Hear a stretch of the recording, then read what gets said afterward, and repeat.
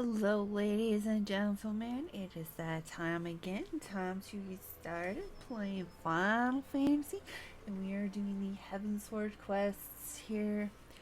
Um, yeah, I got a new mic. I think it's lovely.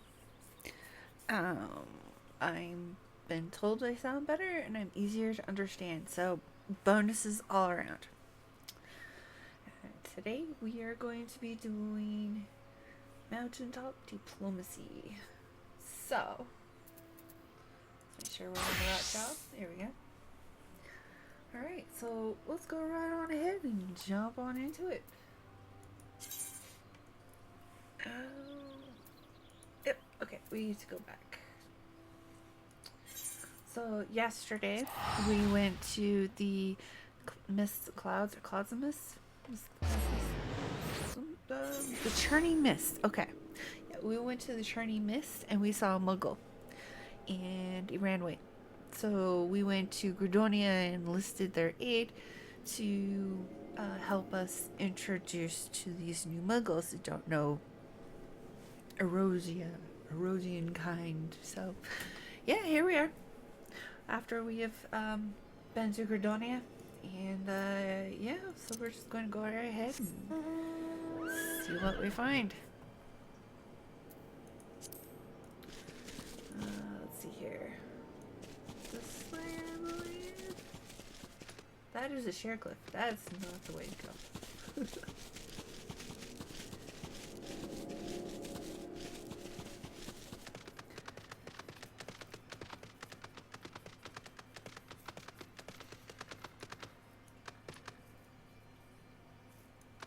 Yep, down here.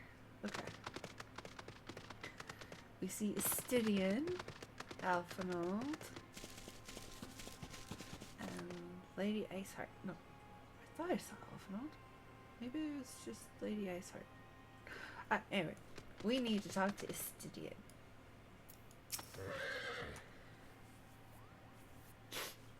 Estidian says, "Well met, warrior of light. Nidhogg has not stirred, but he watches us, unblinking."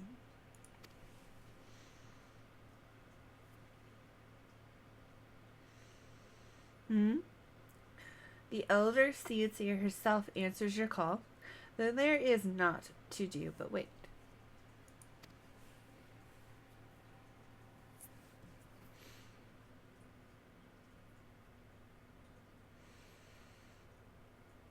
Okay, some time has passed, and then Estidian says, "Here they are, Nyra."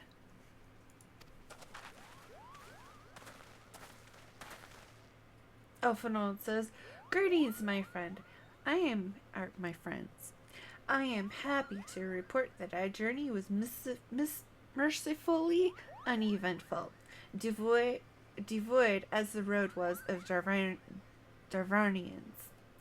'Twould seem the dragons have abandoned Solemn All for the churning mists." Elder Seedsir, may I present to you Sir Estidian of Ishgard's Azyar Dragoon. I don't know why that was such a mouthful, but apparently it was. Elder Seedsir says, "'Tis an honor to meet you, Sir Estidian. I have read many tales of your order's extraordinary skill and courage."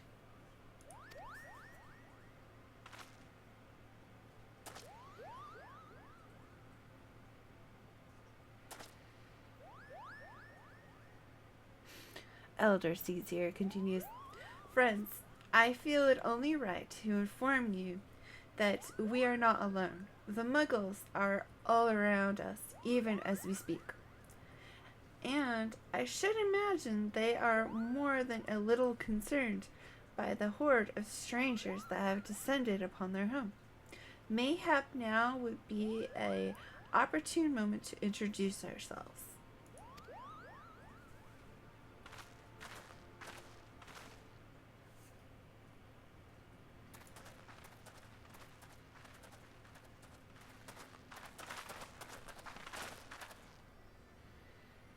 Elder Seedsir says, "This should serve."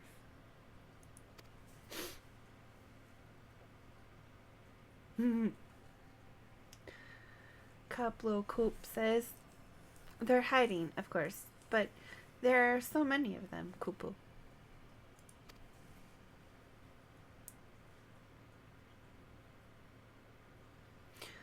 Elder Seedseer says, I am Can E Sona.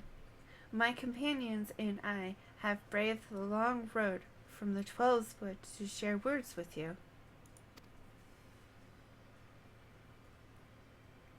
On this occasion of our first meeting, we bring an offering of light and wind.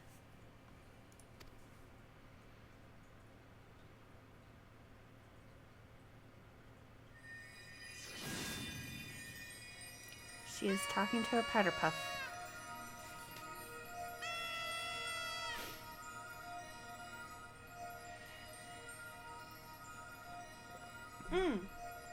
There is a response.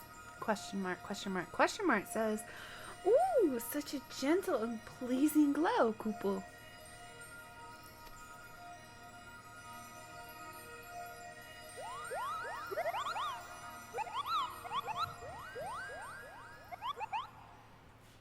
And there they are. Moglin says, I am Moglin, the chieftain of this Muggle clan.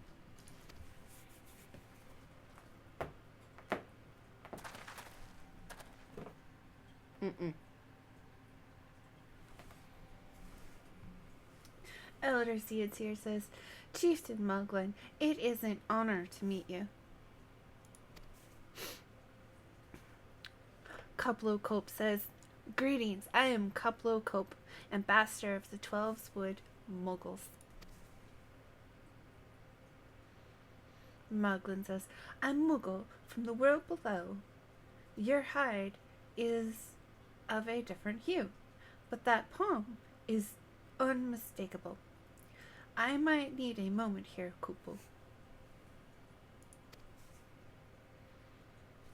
Elder Seedseer says, my companions were no less surprised to learn of your existence here amongst the clouds. I hope they did not startle you overmuch in their eagerness to make your acquaintance. Full well can I imagine your weariness. I am told that men have not walked here in nigh 1,000 winters. Mayhap you will forgive them their forwardness when I unfold to you the grave matter which first brought them into your midst. My companions crave audience with the great Wyrm Hodesphere, that they might negotiate an end to the war twixt man and dragon. Moglin says, an end to war, you say? I trust you. Elder Seedseer, the light of peace shines brightly within your soul.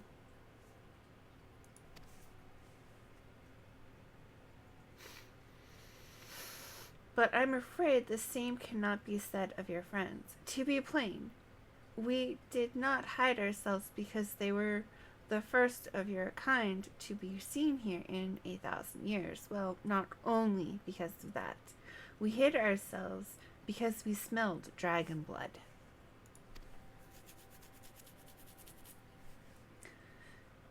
Moglin continues, the skies are home to many, many dragons.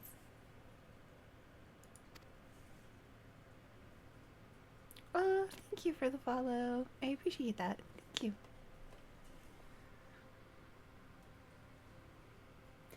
Moglin continues, while some crave peace, such as Havasnir, many others crave the opposite, such as Nidhogg. Suffice it to say, we are worried that the presence of your blood-splattered warrior friends will attract the attention of the nastier kind and invite destruction into our happy home. It is going well. Thank you so much. How's it going with you?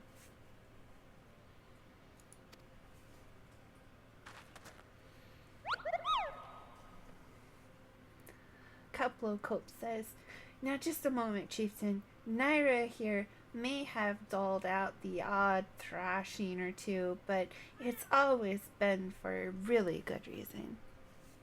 I'm glad to hear that.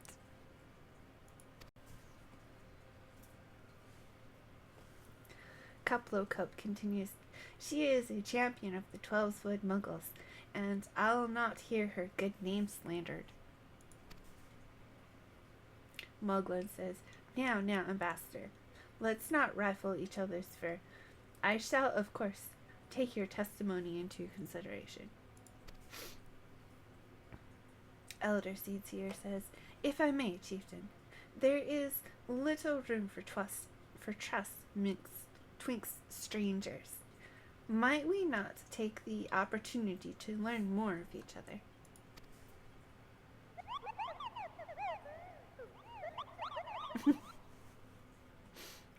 Moglin says, An excellent suggestion, Kupo. In the interests of fostering friendship and keeping an eye on you, I extend to you the hospitality of Moghome. Prove yourselves worthy of our assistance, and it will be yours. I shall be watching, Kupo.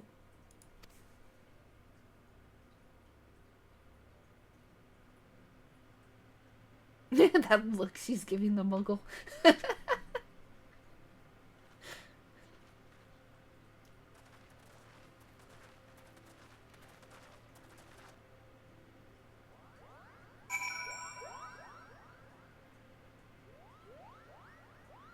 Okay. Now I get to go do probably a whole bunch of errands. Let's see. Okay, Moglin says, Tommy, in the world below, do all of your kind look so different from one another? It must be terribly disconcerting. What was it Koplu called you again?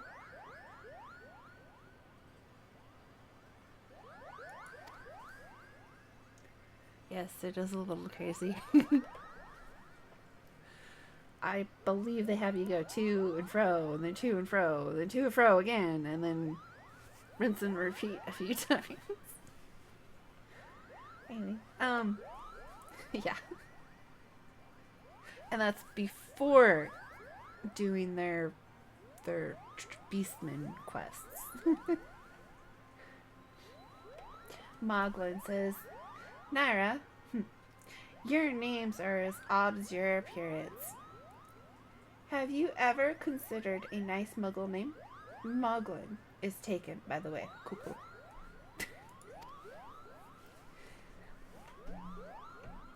Moglin continues, as are Moghan, Mogmug, and Mogwin.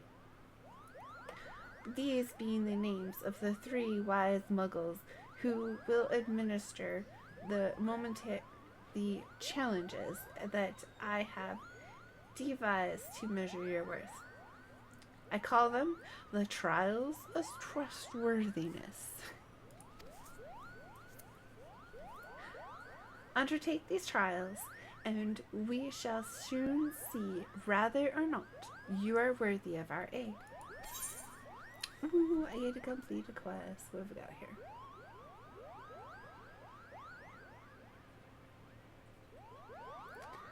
I'm going to take that one.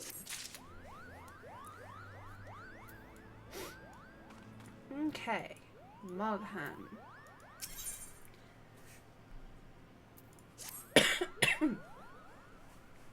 Moghan says, Hello, yes, I am Moghan, the foremost alchemist in Moghome, if you must know. If your tummy's glummy or your wings are droopy, I've a potion to fix that. Or, if I would, or I would if I didn't keep running out of ingredients. Luckily, you're here to do my trial. Yes, go forth, mighty adventurer, and mightily pluck 3 sprigs of cloud's breath for me. You'll find it blooming near the entrance to El Tom. It's not the safest of places, so don't let yourself be too distracted by the pretty flowers, Kupo. Right. Okay. Any other quests in the area? It got so dark in here. Ooh. Okay. Mogmug. Mogmug says, yes, you have the pleasure of speaking with Mogmug. Bleh. Say that 5 times fast. I know. I am the fluffiest, most enchanting creature you have ever laid eyes upon, Kupo. It isn't easy being this adorable. I can barely take a stroll outside without those relentless Darvonians throwing themselves at me. Why, they look as if they might just gobble me right up.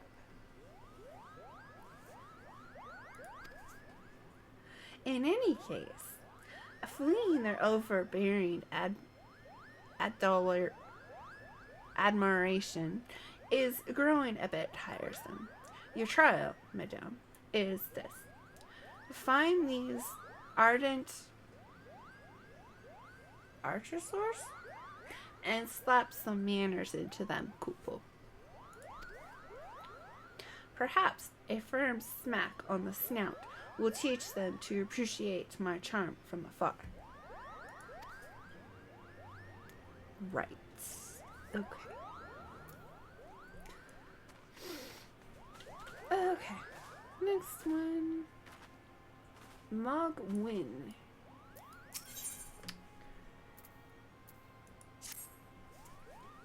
Mogwin says, Mogwin's the name and art is my game.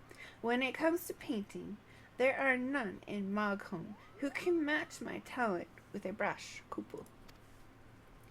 I know why you have come. Chieftain Moglin has demanded that I test your trustworthiness.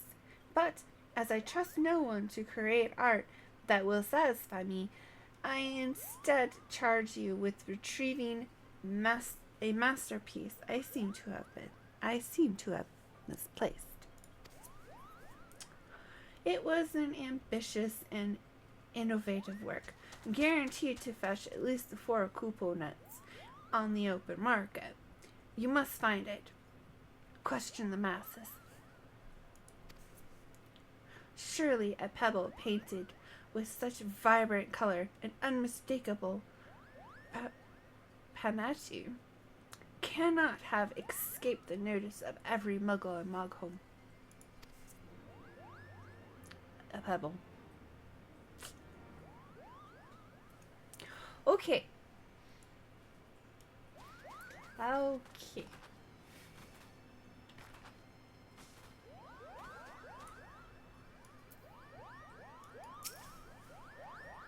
Mogomo says, Mogwin is missing his masterpiece, Kupo. Oh, you mean that paint-smeared mass of a pebble? I'm not seeing it recently, in fact, for which my eyes are profoundly grateful. That's funny. Okay. Even the muggles don't pick it.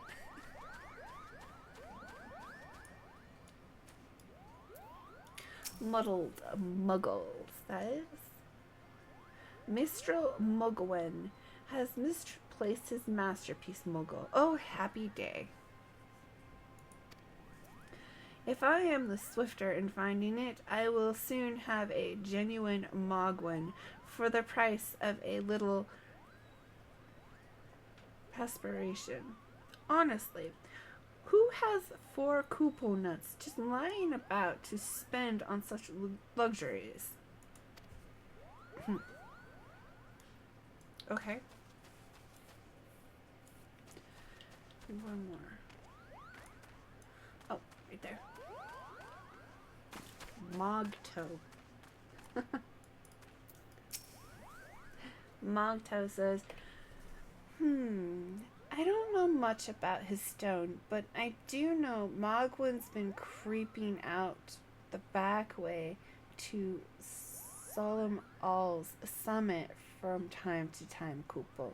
Maybe he left it up there. Thank you, Mocktail. That was a solid lead.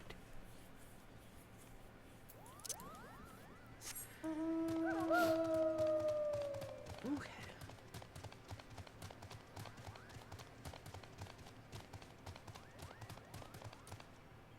Mogwin.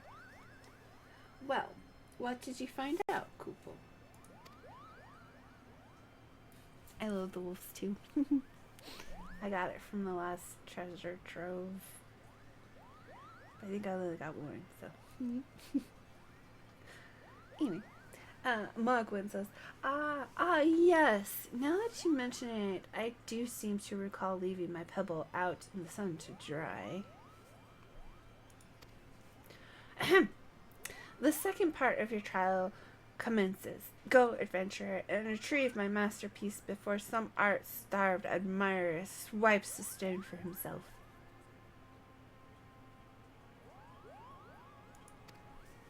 That's how I got most of my mounts, if I'm honest.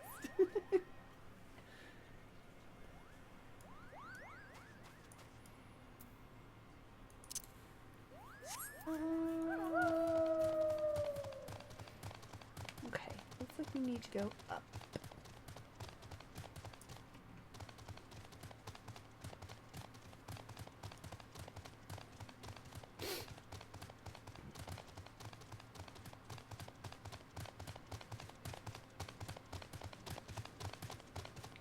Okay, somewhere around here. Or is it up more? Oh, it's probably up more. Well, how do I get up?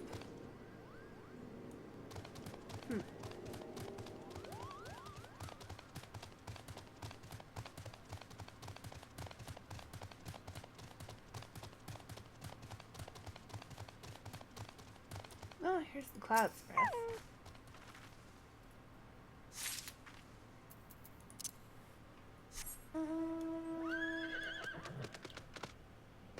Oops. Nope.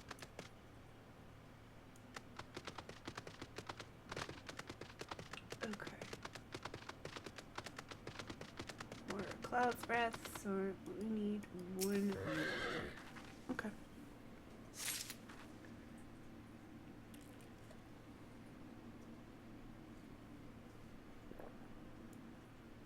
That would be absolutely lovely if I could fly. Because, yeah. Crawling around from little island to little island is yeah.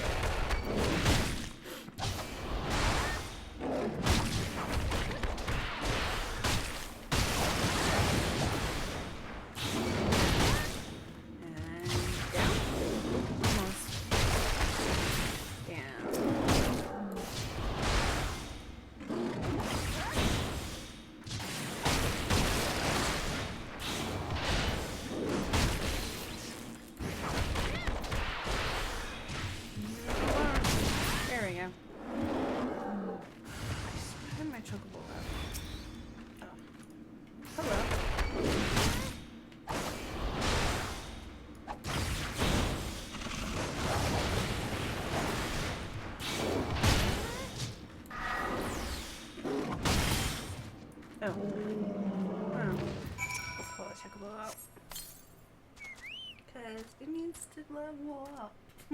I need more skills. Alright. Let's see here. Do I need to go more this way? I don't remember.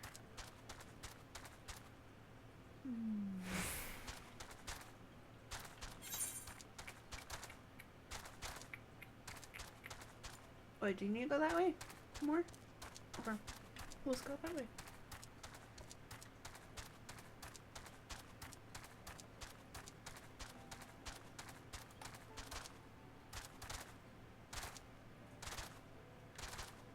There's a fate.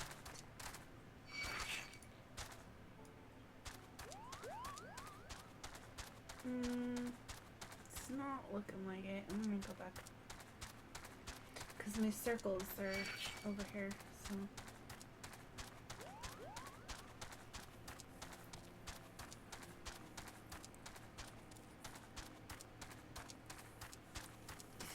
all I'm looking for is the stone and one more cloud's breath.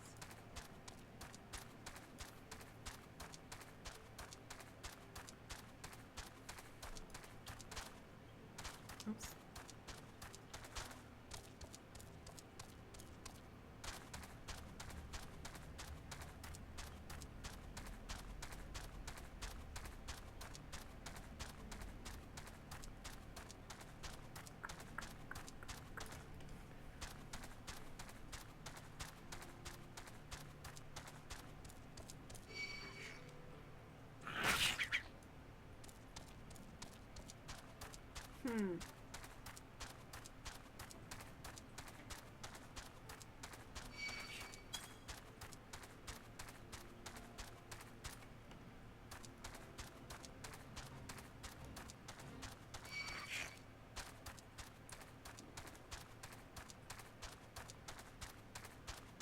Yeah, I'm really wishing I had flight right about now.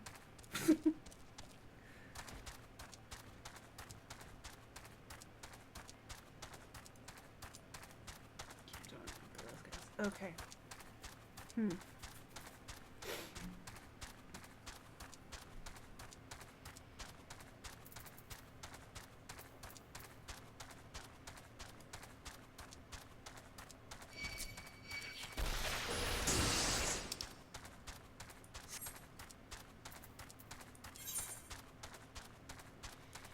Okay, so the cloud spread is somewhere in there.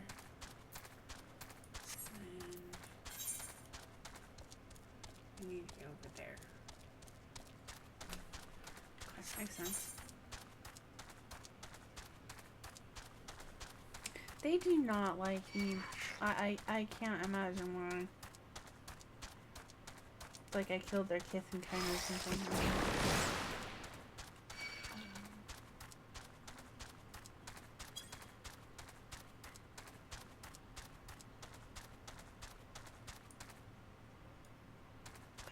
Where is that cloud spread?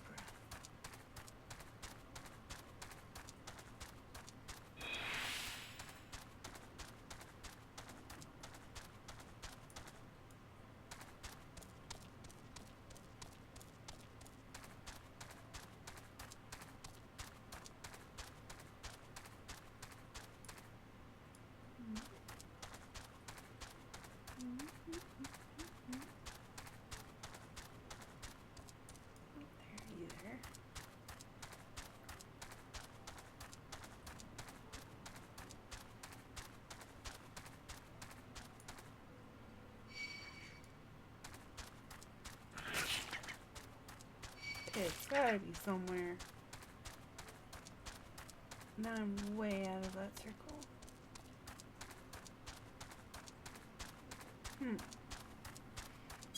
I gotta be missing something.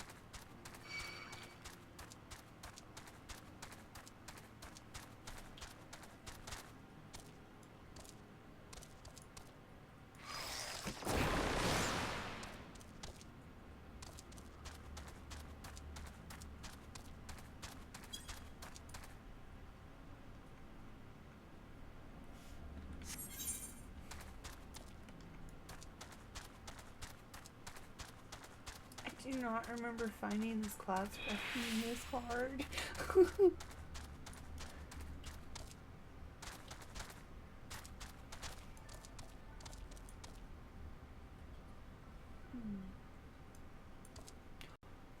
Well, let's just see if we can't get that pebble.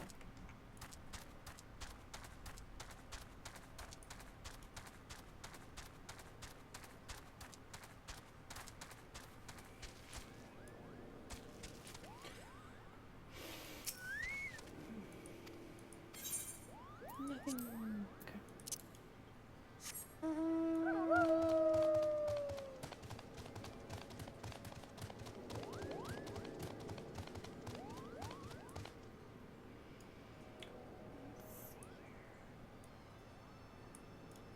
Did you get up?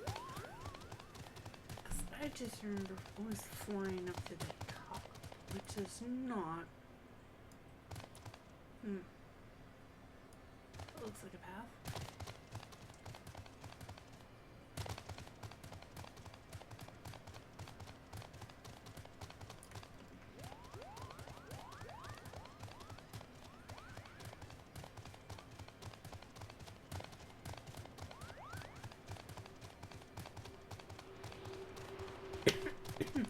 Oh, hello, ether current. Are you the only thing up here?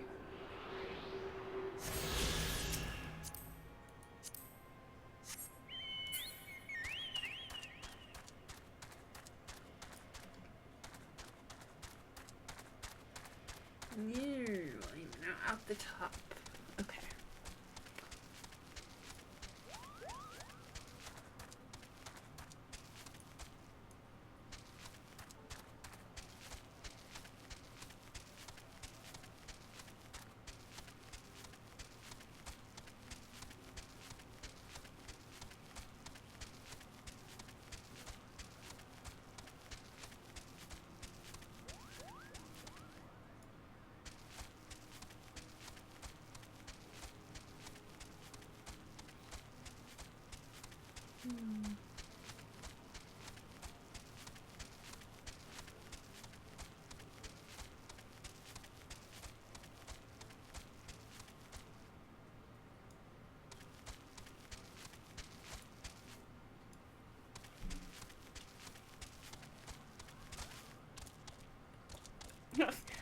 Come on.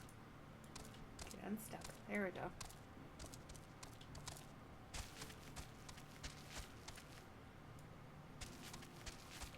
There's our stone.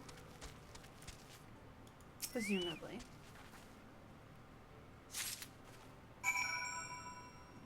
Obtain the Mogul masterpiece. Ooh.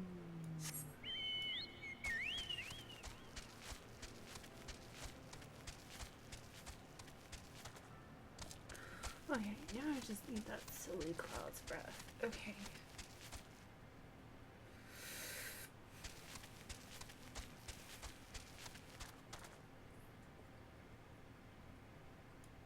Maybe it's above. Oh, here,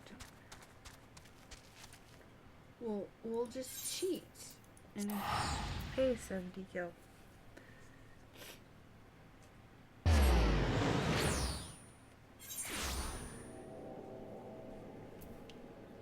Here we go. Okay.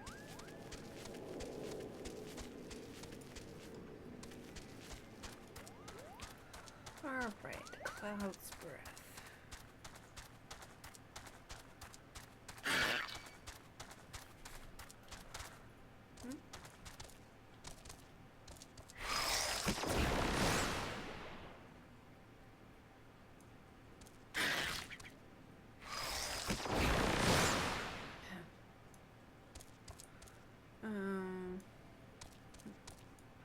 So I'm in the middle of the circle.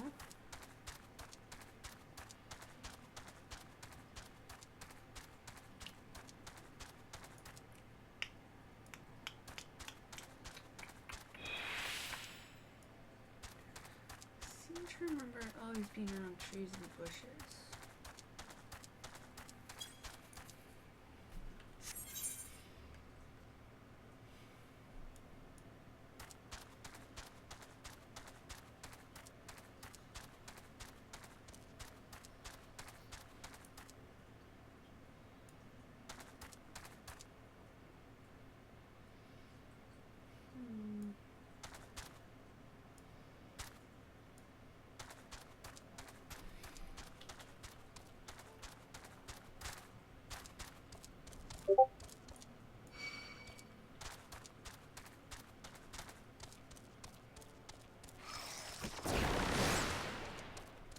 Nope, can't go up there. Okay. Well,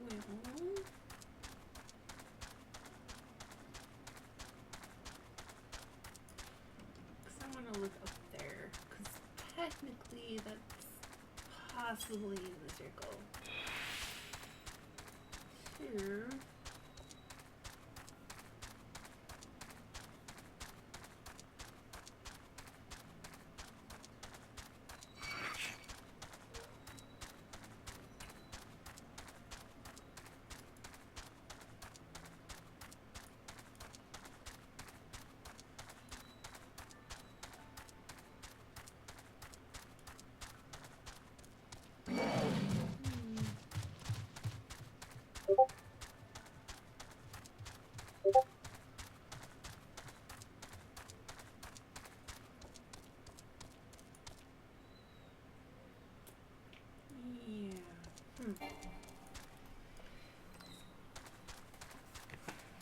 Oh, please don't mind Fussy Pants in the background.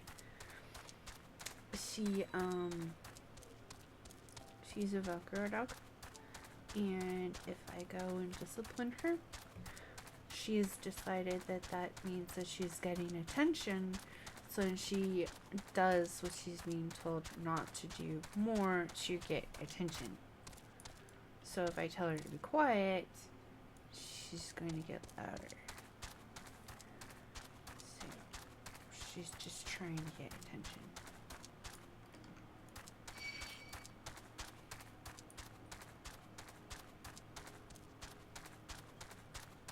Believe it or not, she's a German Shepherd, not a Husky. Believe it or not, German Shepherd.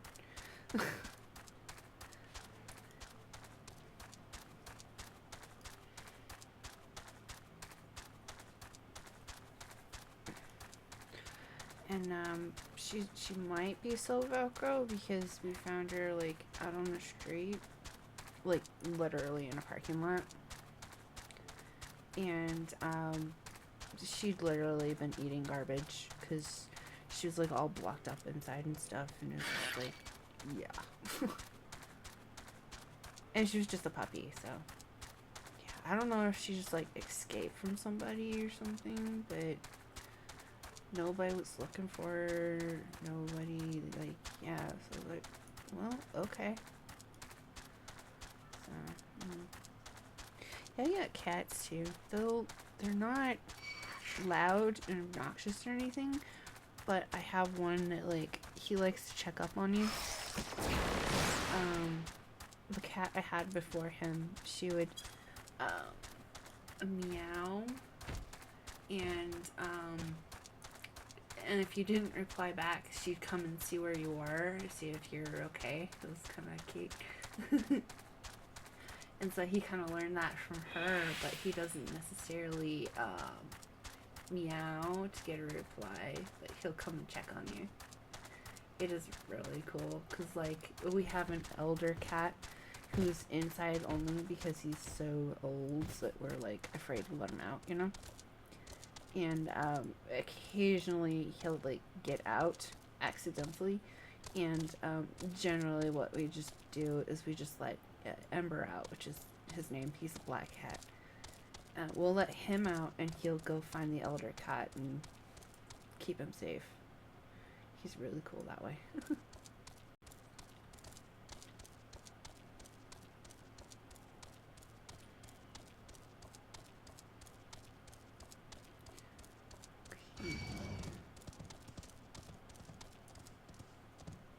I see nothing up here.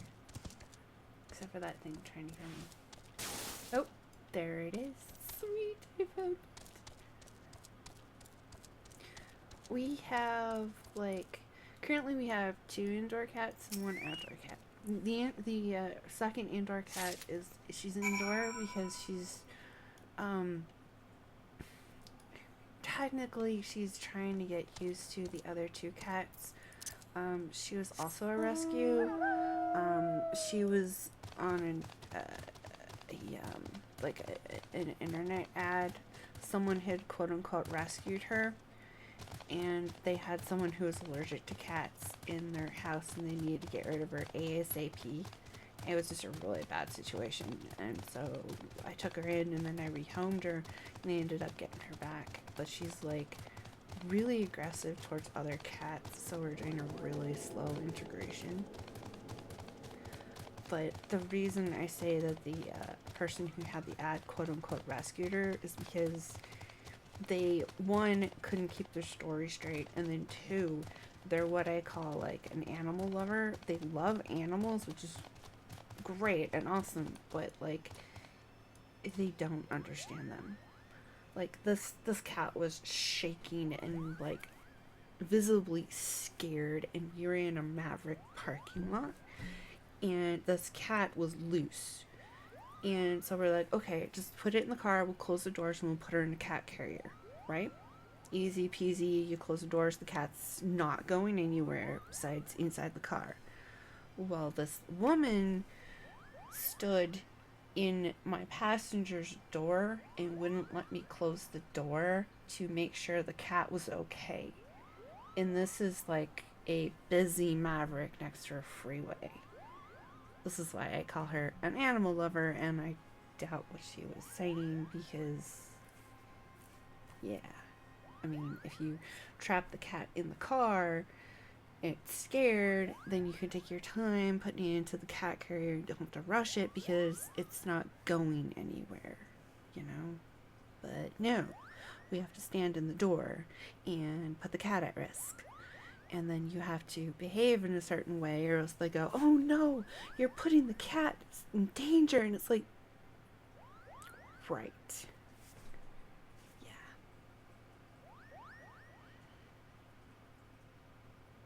Yeah. Yeah. Oh. She's really sweet on people, though. Amazingly. She's sweet on people. That's why we call it Sweetie. But, you know, she's sweet on people, not other cats, though. She's got a mangled ear, too, which might have something to do with it. She's an interesting cat.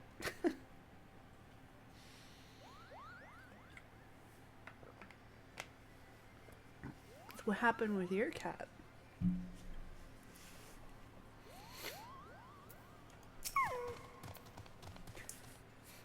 Mogwin says, do you have it, Kupo? My masterpiece safe.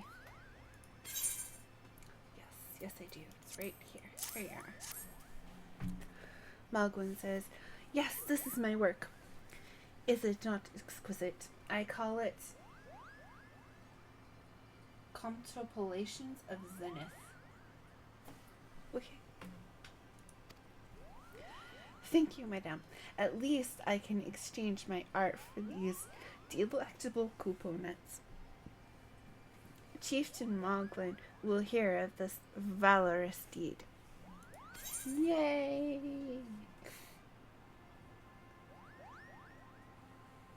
White meat. No, I don't need that.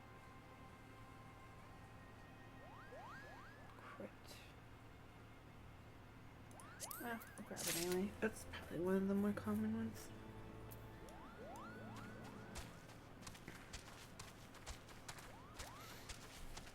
Wink. Mogmug. Hey. You were able to humble my Dravarian devotees. Wonderful. You are as capable as I am captivating, Kupo. Still, my precious perfection does not excuse those louts from pursuing me so mercilessly, their tongues lolling and bellies rumbling. Don't think that's why they were chasing you, Mug. The Darvarnians and their like have much to learn about acceptable acts of admiration.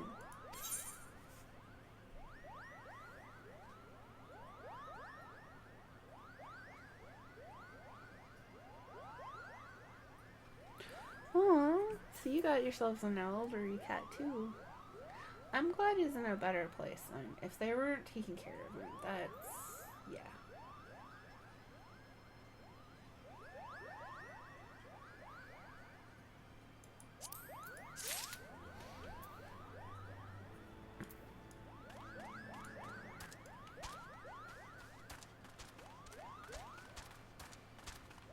I'm not sure how old our older cat is. I'd have to ask my husband. But from what I gather, he kind of grew up with this cat, and, well, obviously he's a grown man now, so it's an old cat. He's a Russian blue named Watson. Not Sherlock, but it's supposed to be like Watt as in electricity, and then son, Watson. Oh. I didn't name it. Moghan says, did you have any trouble finding Cloud's Breath? I do need it quite urgently, you know. Yes, I did have trouble finding it, Moghan. It's up on a hill, out of the bitten path, far away.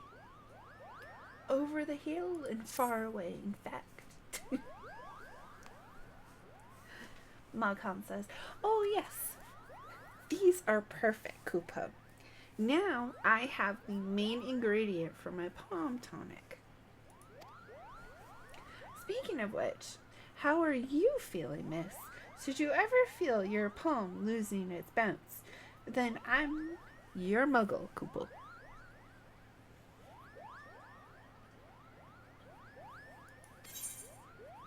Siberian cat?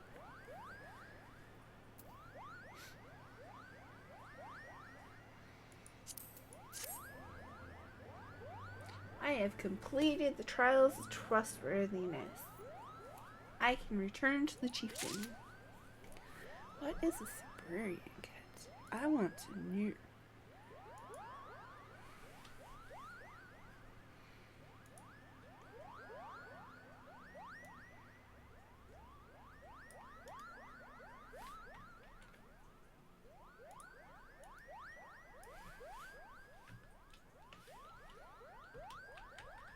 Oops. I'm gonna see what they look like. Oh, those are cute. Those are really cute. Cute kitty. Very cute kitty.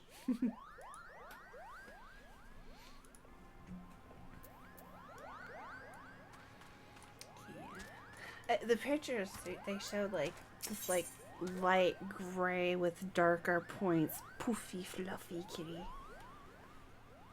It's cool.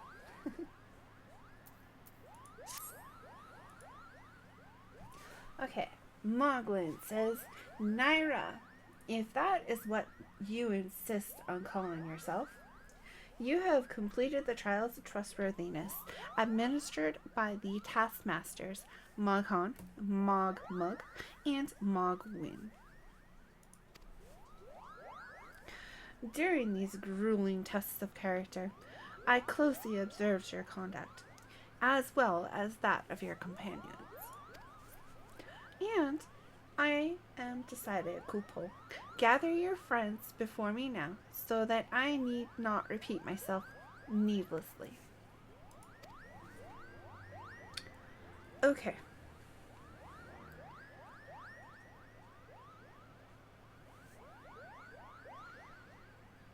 Ah, okay. Cool.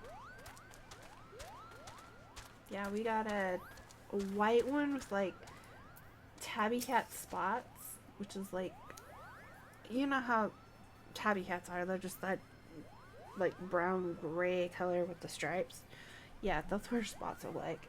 And then yeah, Ember, who's black, and then Watson, he looks like a Russian blue. So yeah.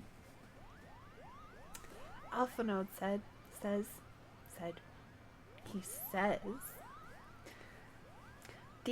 are these trials over then? My tasks have been little more than household chores. If our hosts elect not to grant their aid after working us like packed chocobos, I shall demand compensation in kupu nuts out of principle. But I hope it will not come to that. Let us hear the chieftain's verdict, shall we?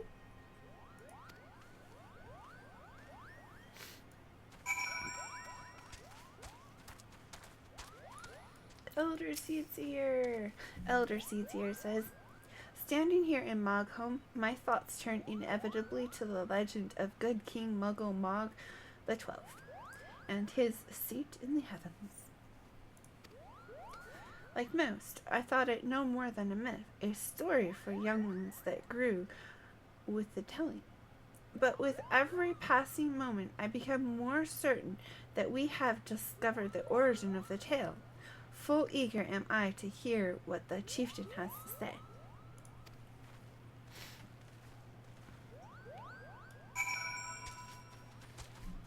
Okay.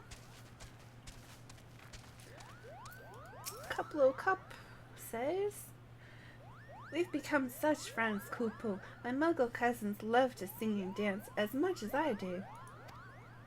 Chieftain Moglin has finally come to a decision, has he? Well, I suppose I'd better flutter over and see him then.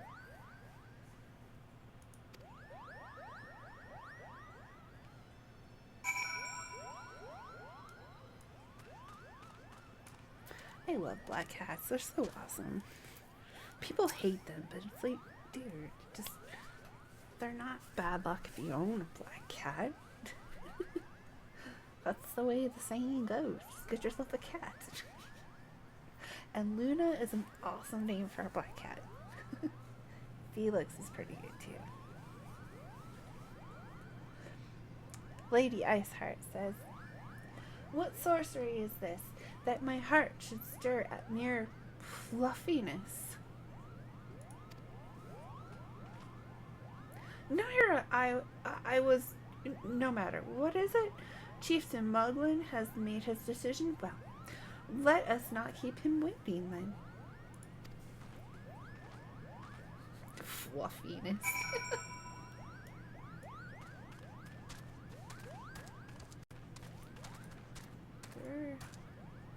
There he is. It's like, where is he? He's like hiding off in a corner over here. My man. Estidian. Estidian says, "How go your trials, warrior of light? I myself have been sent on a number of expeditions to chastise the local dragon population. Did not their chieftain wish to avoid inflaming the Dravanians?"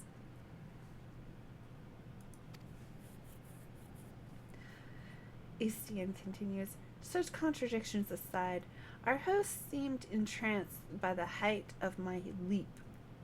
They compared me to Mog, a lance-wielding Muggle warrior of Eld who also favored such attacks.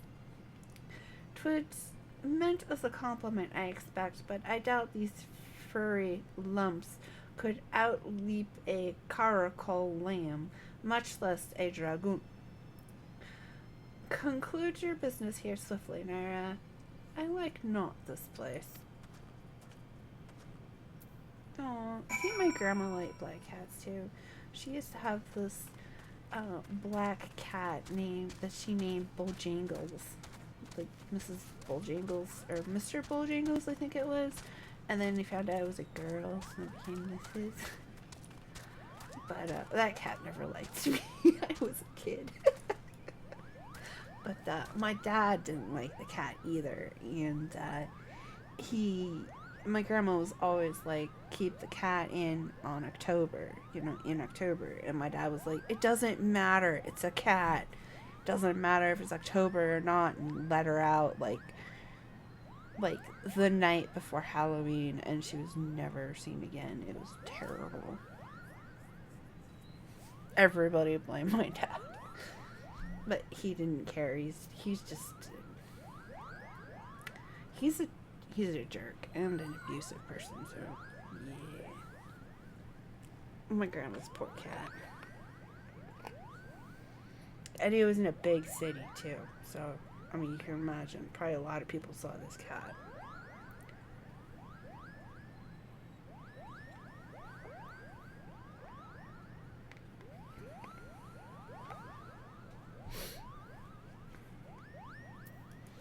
Okay, Mogwin. Ooh, we get a cutscene.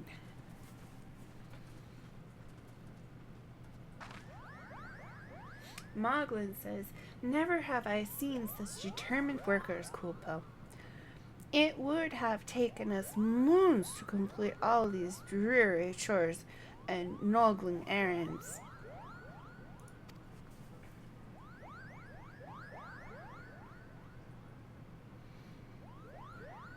And Elder Seeds here says, "And have our labors proven the purity of our intentions, chieftain?" Oh, I'm so sorry. That's so terrible. I had something similar happen to one of mine. I told my kids to stop playing with the window, which had a cat door in it, and my cat was an indoor-outdoor cat. And she was getting up there in years, and it was winter. And I told them to leave the window alone, but they kept closing it, and she ended up locked out outside on a cold night, and she froze. I understand, though, that this was kids, but they finally learned their lesson.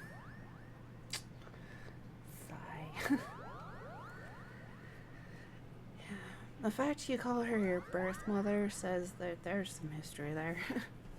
I could say the same about my dad. It's sperm donor. He doesn't even know where I live now. Yeah.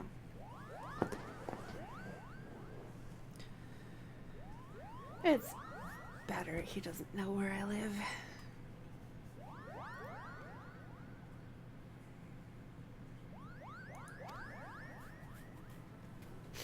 Moglin says, without a doubt, in fact, there was never really all that much doubt to begin with.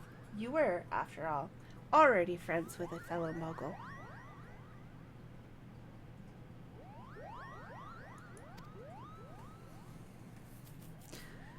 But, you see, before any meeting with Heavensward could take place, certain preparations needed to be made. And what better way to help you pass the time than by having you perform all the tiresome tasks that no one ever wants to do, Kupo. Estidian goes, "Rrr." I could do the same.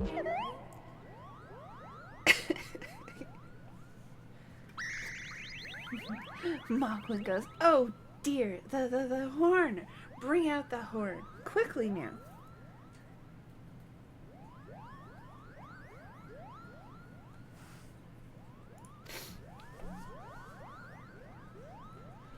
The horn. That is a tiny horn. Moglin says, tongue twisters. We blow on this wondrous instrument whenever we wish to speak with the great Wyrm, Kupo. We haven't perhaps been treating it with the care it deserves of late, and I think Moghan may have sat on it. Oh. Oh, I see. Okay. We haven't perhaps been treating it with the care it deserves of late, and I think Moghan may have sat on it. So, we needed some time for cleaning and polishing and straightening.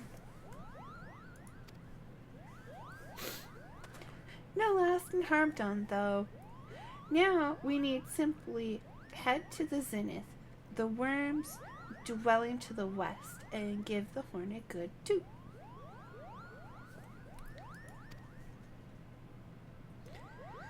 Lady Iceheart says, we are in your doubt, chieftain.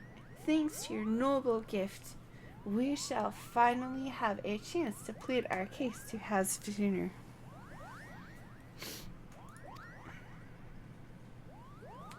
Moglin says, very possibly, yes. But I wouldn't get my hopes up too high, Kupo. The old Wyrm isn't terribly fond of, Lady Iceheart says, your concern is appreciated, but I am quite certain that Heavensward will welcome our overtures.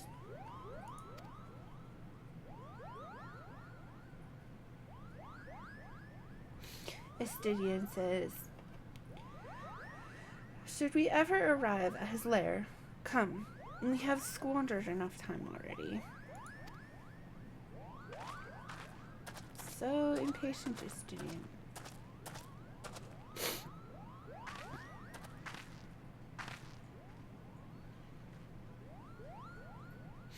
Elder Seedseer says, Chieftain Moglin, we thank you for your gracious hospitality, though we must soon take our leave. I pray that we may continue to nurture the shoots of this new sprung friendship between earth and sky. Moglin says, of course, Kupo. Visit us whenever you wish. Consider Moghome your home amongst the clouds.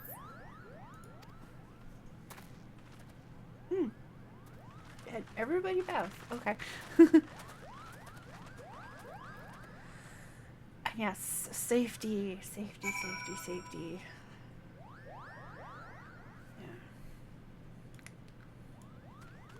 I want to say a lot about that, but I can't because I have legal stuff going on.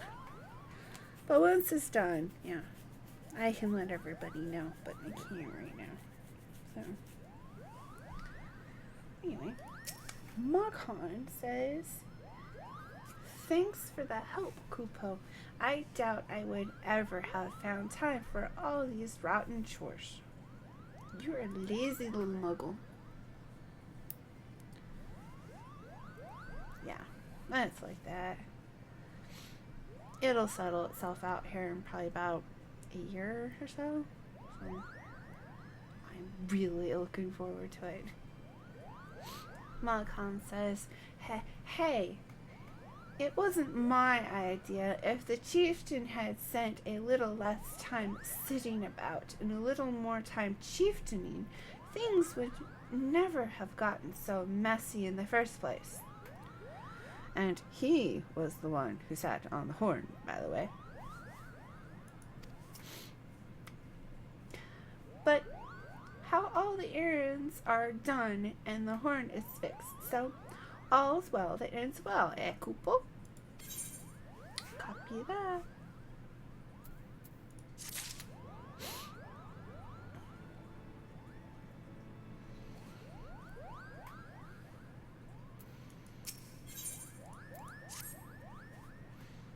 Moghan continues, "Well, I expect you're eager to be on your way.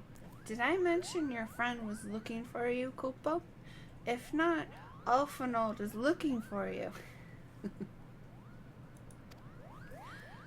"I'll be waiting just outside stretching my wings.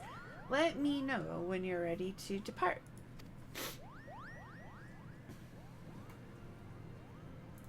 Okay. Ulfenold.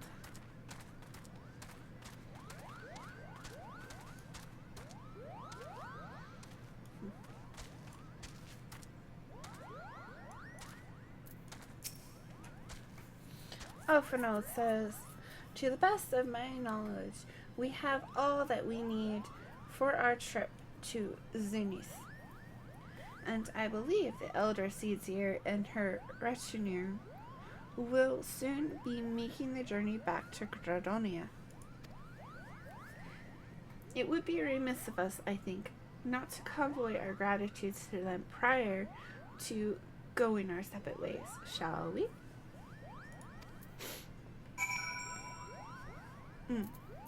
Great. Elder Seedseer. Elder Seedseer says, "Ulfenold, Nyra, I do humbly thank you for what has been a most enlightening experience. Were it not for your pioneering spirit, the existence of these muggles might never have been revealed to us."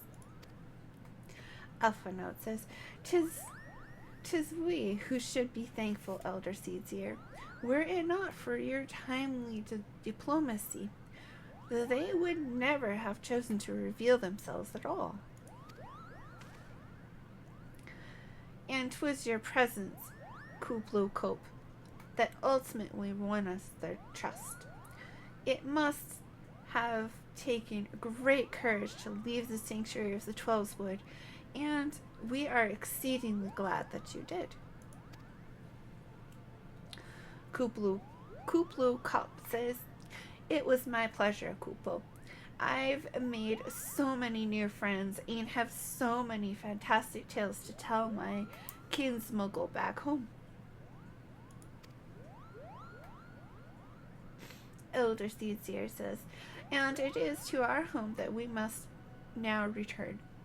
May you ever walk in the light of the crystal, my friends."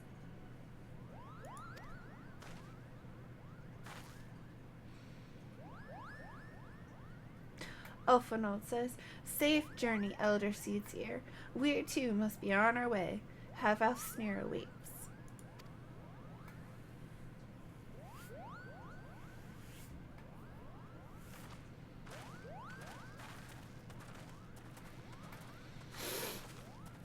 Oh, Elder Seedseer says, "Warrior of Light, pray attend closely to your companion, Sir Istidian Beneath that facade, a storm of anguish seethes unseen.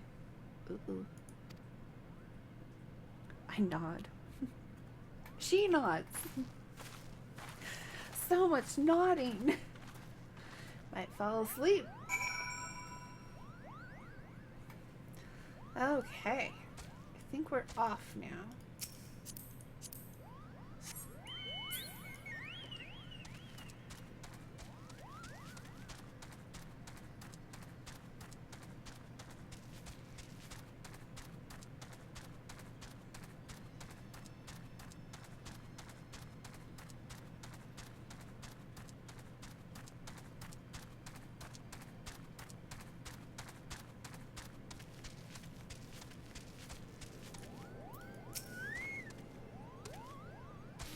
Moghan says, have you said your goodbyes and dabbed away your tears, Kupo? Then we are indeed ready to go. Sweet. Yeah. Okay. Accept quest. Moghan says, as Chieftain Moglin already explained, the shiny instrument we gave you is the best means of grabbing Heavensward's attention. I'll come along and show you the way to the Zenith. That's the big palace where you need to blow the horn. First things first, though, we need to make for Ashan. Oh, and watch out for rampaging dragons. Maybe that should have been the first thing, Kupo. Right, rampaging dragons. Got it.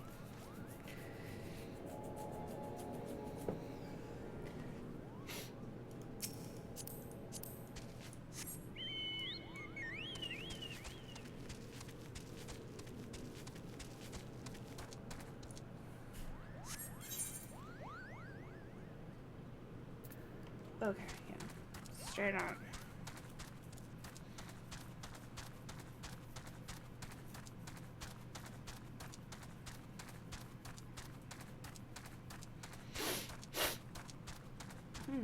Snuffles.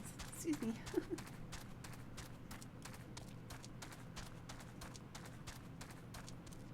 Some rampaging dragons. I presume.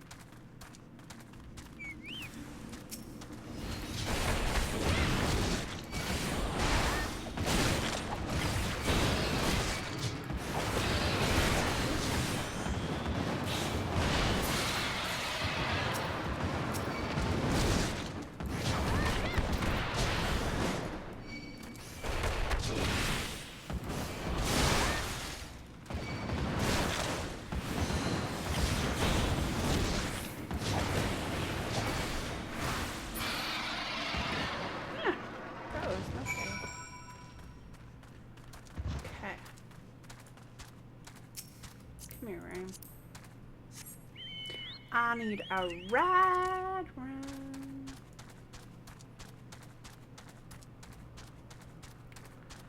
Okay. It's just over that way, but it looks like you need to go up and then over. So, we're gonna go up and over. Whoa, what is that? Oh, it's probably a fate, huh? Yep, that dude's a fate. I'm gonna go this way for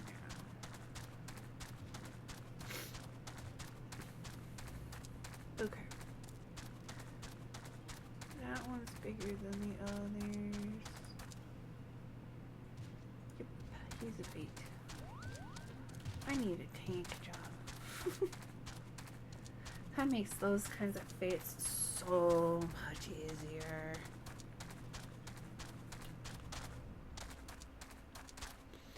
Rampaging dragon! Roar! Go. Go, you rampaging dragon. Oh my.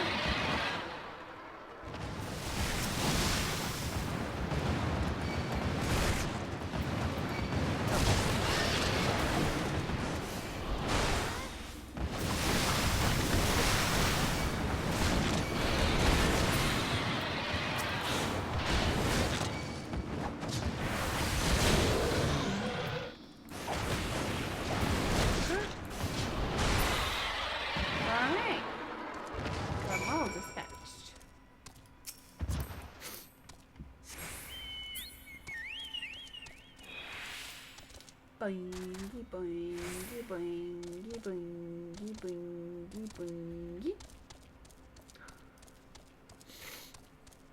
Hey, welcome back. Welcome back. Wait, do I go this way? I'm gonna go up. I'm going to stay on the trail.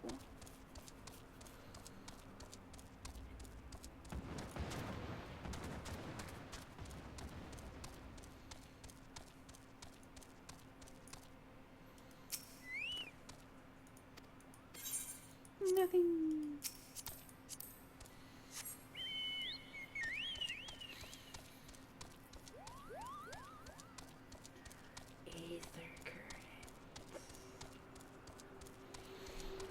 I should be checking for all those. Oh, come on. You can too get up there.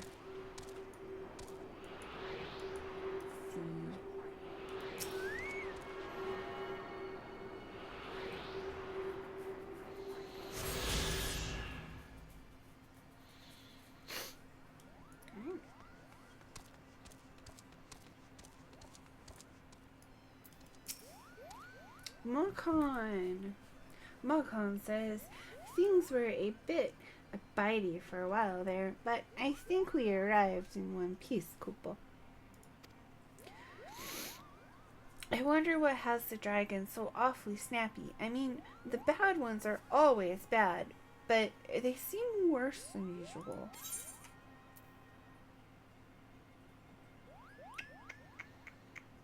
I'll grab that one.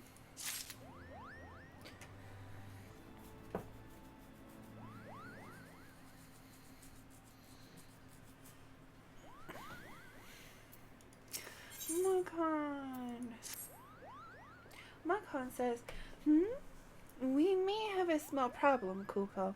When the winds are high like this, Heavensward variably abandons his lofty perch and heads to the lands below to hunt.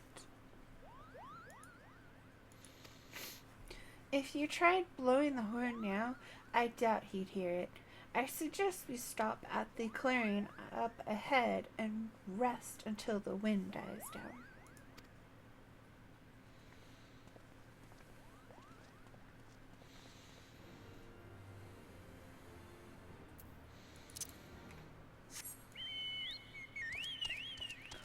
Okay.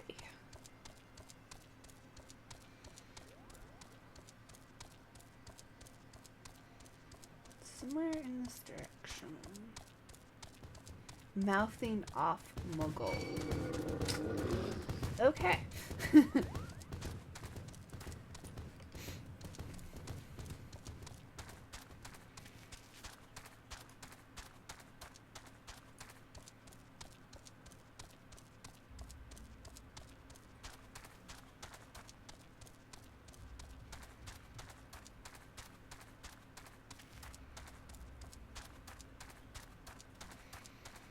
I think this is where we need to be.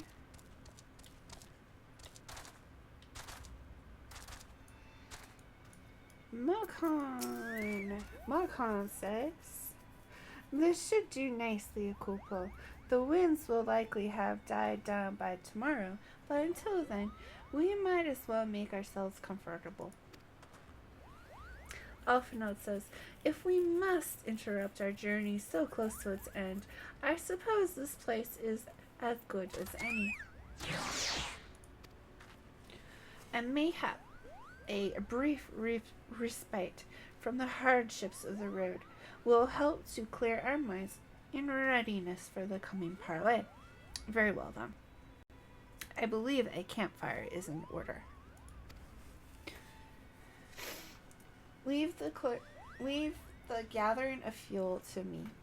I acquired a keen nose for firewood during my time in the frozen waste of Coriathos, I think. Estudian goes, clear our minds.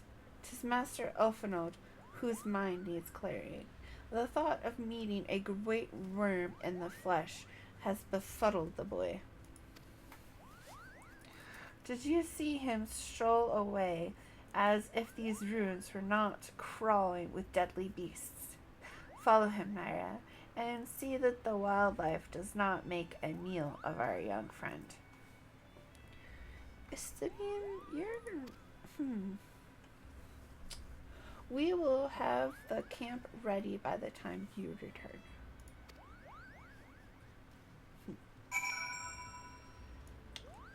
Okay. Let's see here.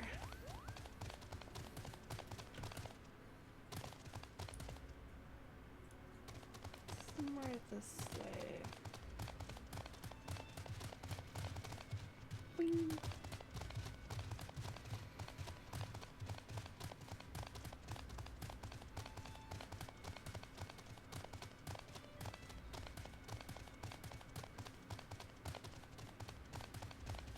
No. Okay, we have a circle ring. Alright.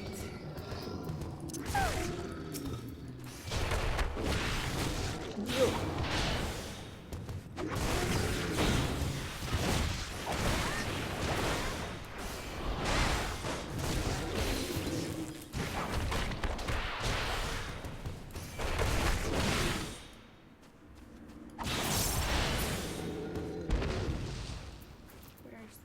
There it is. Alright. Oh, it's a tree. Okay.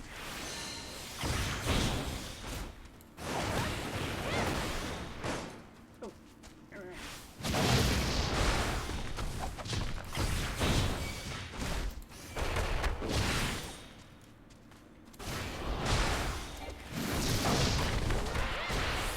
Yay! I got my best stabber. Okay.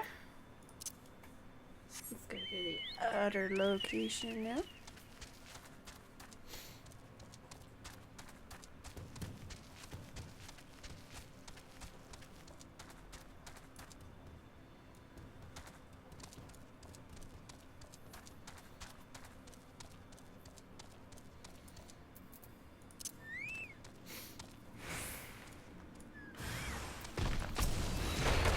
Hello, Mr. Tree.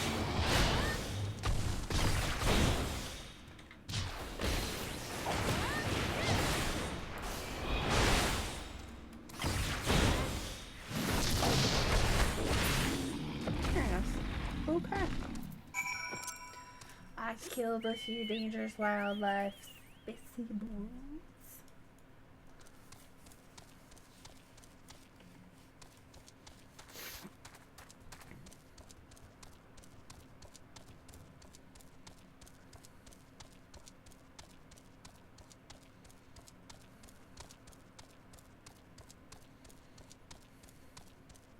Watch me get stuck somewhere.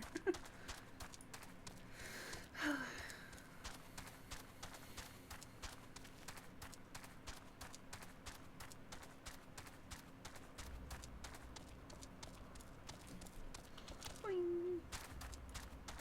Estidian!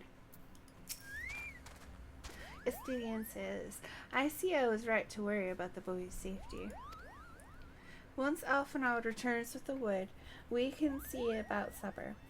The Ice Queen has filled a pot with what looked like stew ingredients ready for the fire.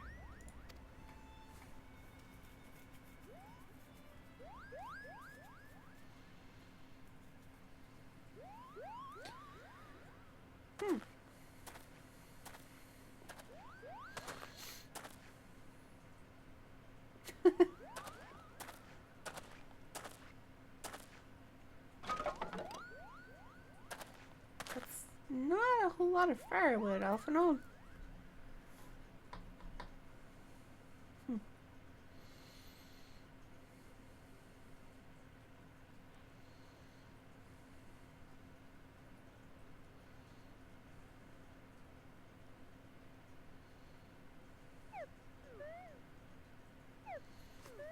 Cool.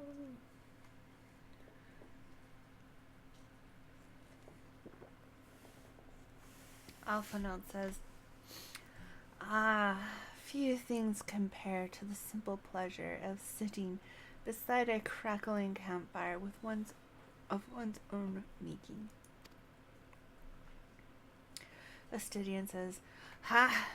So speaks the great explorer. Until recently, you wouldn't have recognized firewood if it came with kindling and flint."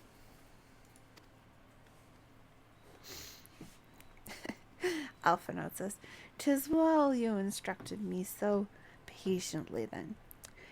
But yes, left to my own devices, I would have been compelled to signal to Lady Iceheart with a pile of damp leaves."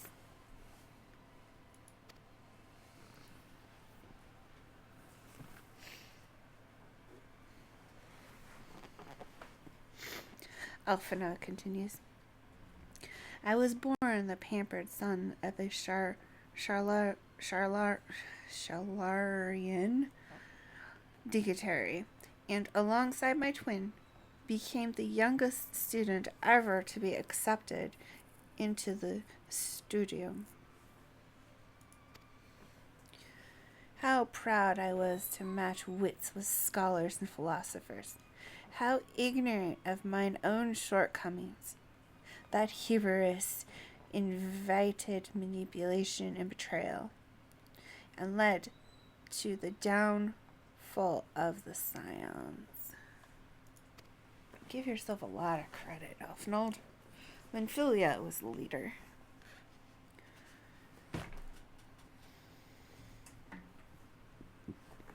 Lady Iceheart says,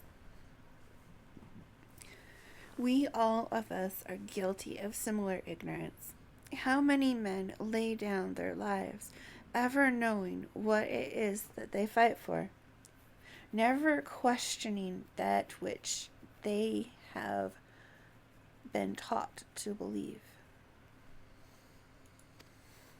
Oh, sorry, I did not mean to do that. Lady Iceheart continues, "'Tis only upon meeting Heavensward that I learned the truth hidden within our history. Were it not for that chance encounter, I would never have vowed to tear down the Holy See and expunge the falsehoods with which it fans the flames of conflict. I would have lived and died in ignorance. That the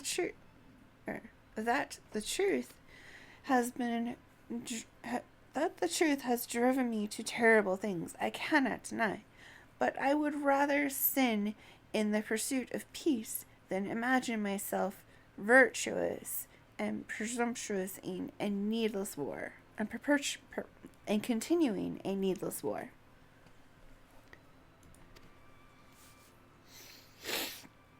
Alphinaud says, "If this journey has taught me anything, it is the importance and difficulty of holding to one's convictions in the face of failure, of striving always to replace one's ignorance with knowledge."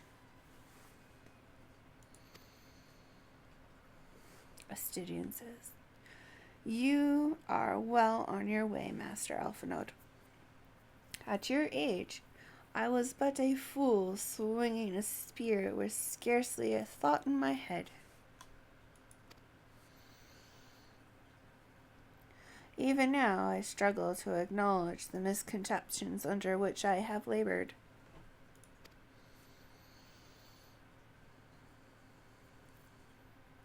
Sitting here amongst these grand ruins, how can I deny that man and dragon once lived in peace? But for all that such an age existed, we are now in a time of war. Nidhogg killed my family, and no quirk of history will exonerate him.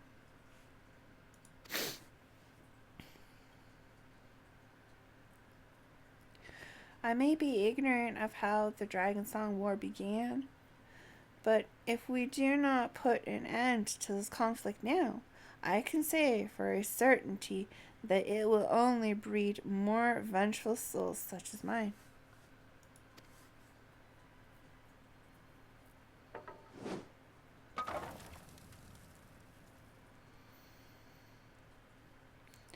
In my hands resides the power to vanquish a great Wyrm. If Ishgard's survival rests on me wielding that power, I will slay Nidhogg myself, orders or no.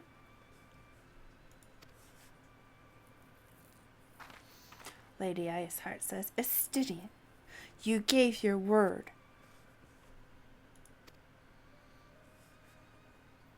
Estidian says, my word is contingent upon the success of our parley. Show me the strength of your convictions, Lady Iceheart. Convince Hevesgard, convince the great Wyrm of the righteousness of your cause.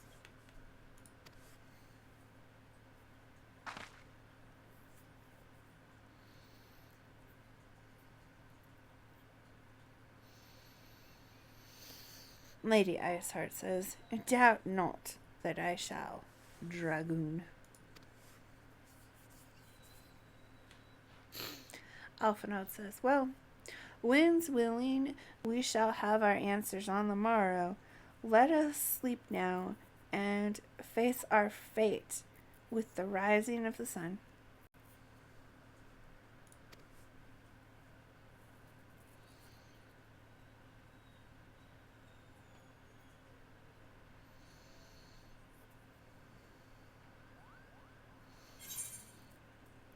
Alright. What do we got? I'm gonna pick up White Mage.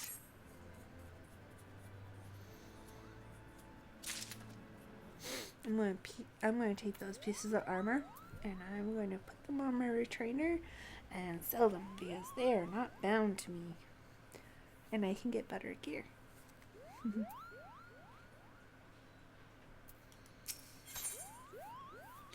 My nose is so itchy. Tickles. Moghan says, the campfire was so cozy. I must have fallen asleep, Kupo. But you do feel how the winds have shifted. They will have bore Heavensward back to the skies above Zenith. I am sure of it. This is your chance to climb to the highest floor of the palace and summon him with a toot on that shiny horn. So, I'll be heading back now, if it's all the same to you. Good luck, Kupo. It was nice knowing you. Thanks.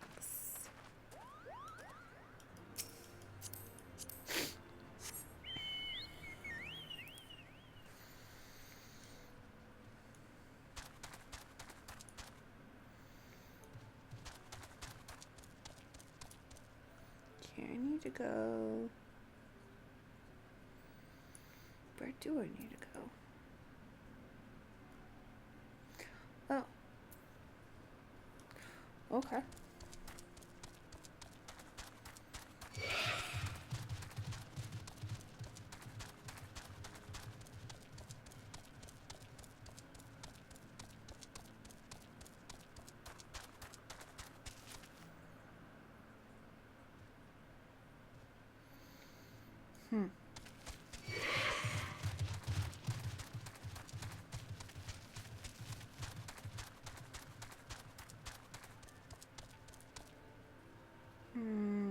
This is not where I need to be. This is where the Muggles go. Okay.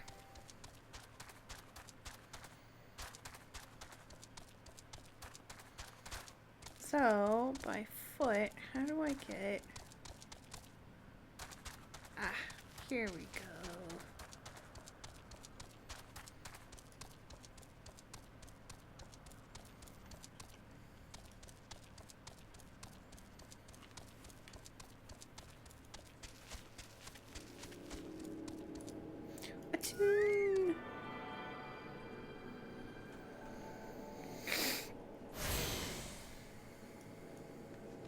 Okay.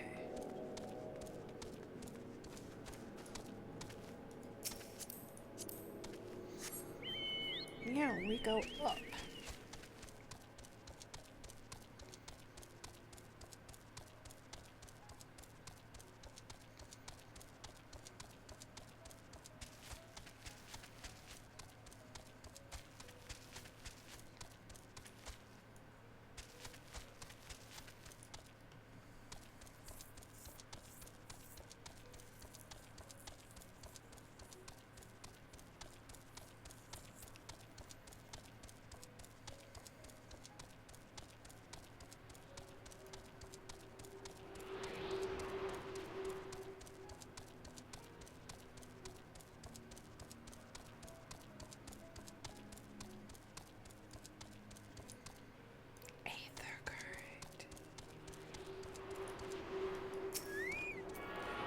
The current society.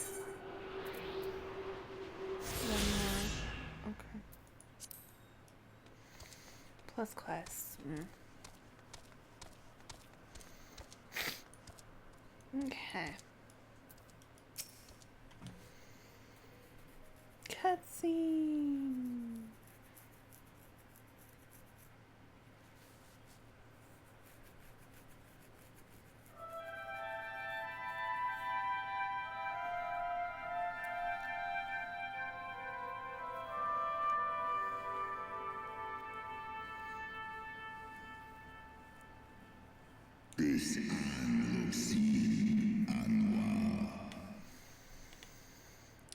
He says, translation, "Mortals, why do you disturb my solitude?"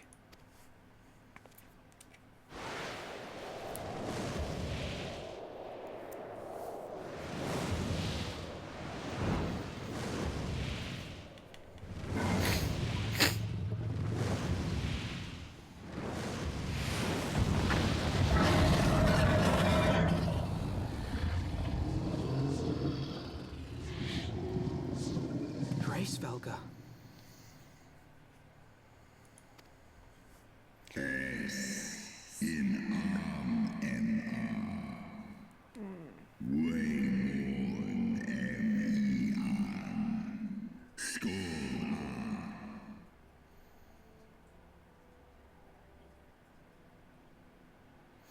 Translation, thou speakest the name of a creature that but awaiteth the release of oblivion. Leave me. By the 12. Mine ears hear the tongue of dragons, yet the meaning rings clear within my mind. How can that be?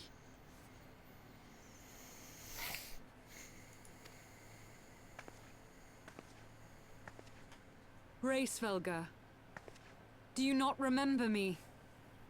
'Twas I whom you found in Dravania. I who glimpsed the truth.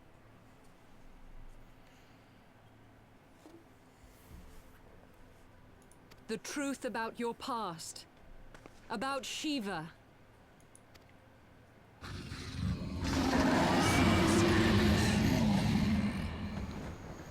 Translation, do not speak her name, mortal.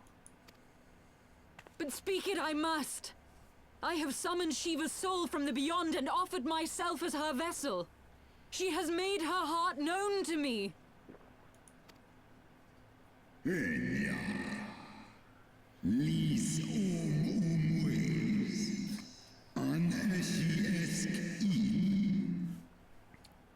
Translation, foolish girl, thinkest thou my beloved spirit has descended from the heavens?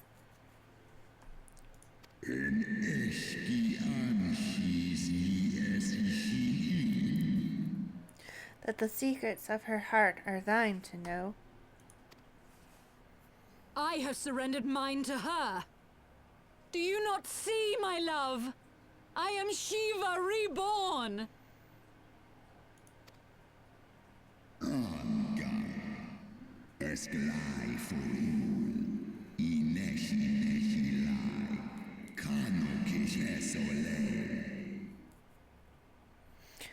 Translation, gullible fool, the light that illuminated the past for thee did not grant thee omniscience.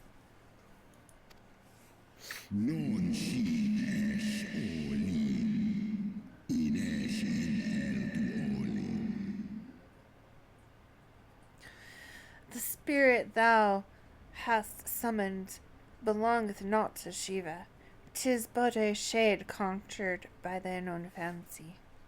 I'm for is ni an il ankin lisnesk nedidranan espian unkin nesh ikin monesh In an age long past, our own kin were guilty of like folly, beguiled by the Dark One's lies. They attempted to resurrect a king amongst worms, yet the divinity they called forth merely borrowed the resemblance of my fallen brood brother. Esk esh ed all. Esk esh easy least nice. Such gods are not summoned but created, phantoms spun from the threads of misplaced faith. Then the spirit that answered me. Tenesh. Esh edi in esk in. Non esi somi shisi shin. Was but thy dream of Shiva. Thy soul hath been corrupted by a deity of thine own making, child.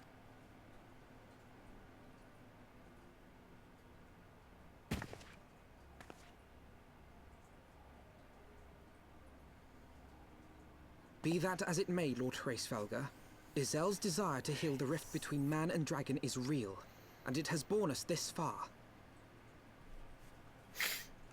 We would spare both our kind and yours the ravages of this senseless war. Pray join your voice to ours in a call for peace and forgiveness.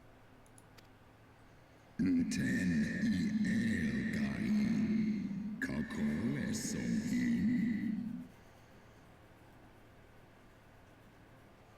The tale of thy kind is one of treachery and death, and thou wouldst speak to me of peace. Slosk star Stos in asai in Hark thee, mortal, to the naked truth. Then tell me thou deservest forgiveness.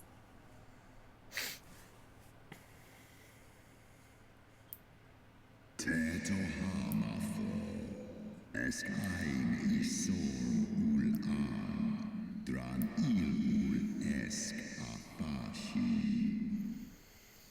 1,200 years ago, my beloved Shiva's sacrifice served to bring an end to the war twixt man and dragon, paving the way for an age of peace and cooperation. Fia ein kinu. Losken stari strari dran. Lar hesne schnell. 2 centuries of harmony were to follow, during which time the Elzian learned much about us, not least that the eyes of a great worm are the wellspring of his strength. Toha maftal. Feskdu for one istrasi. On lis el eshtai thorn.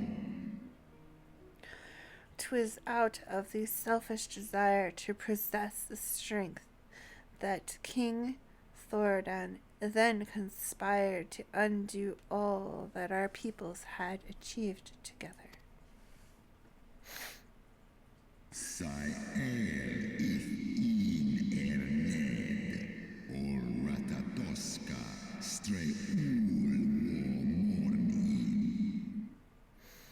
With the aid of his Lear knights, that most noble of Ilzine lured my blood sister Rataruskar into an ambush and took from her that which he craved.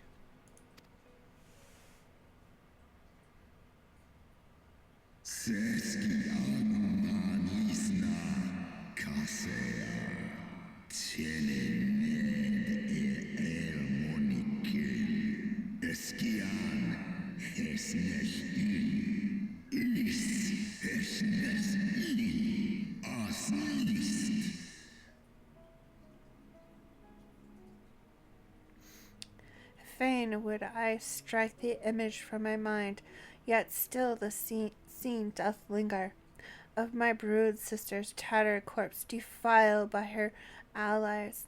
They had torn out her eyes and feasted upon them in the manner of wild beasts.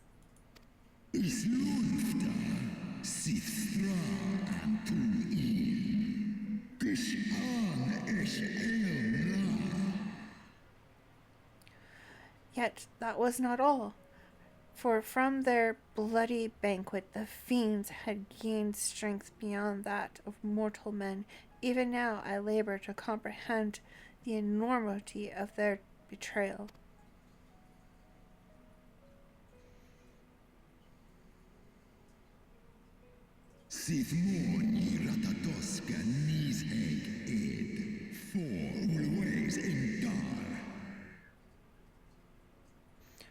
Nidhogg was the first to learn of the atrocity, and he took to the skies, hungry for vengeance.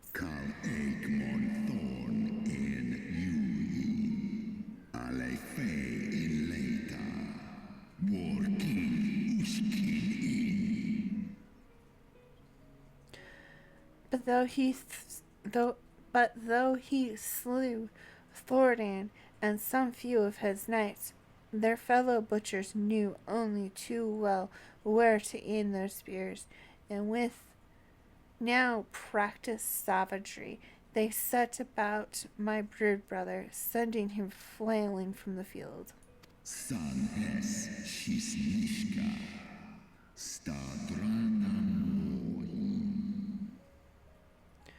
Such is the truth of the Holy Sea would keep hidden.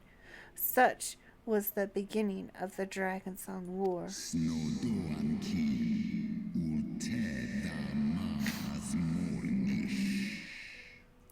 Tis a song my kind shall never forget, even should 10,000 years pass and Ishgard crumble into dust.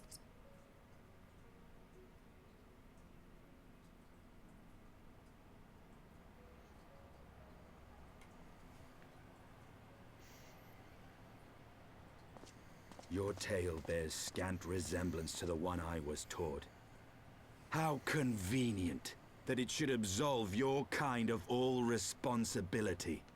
But tell me, dragon, why should I believe your version of events?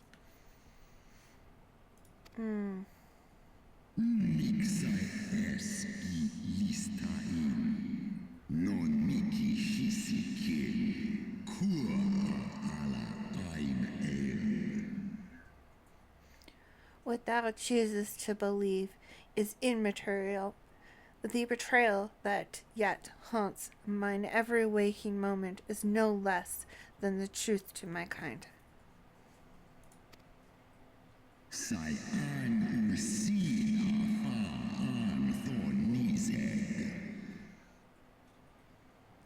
And Nidhogg meaneth for Thordan's people to suffer for this sin till the end of days.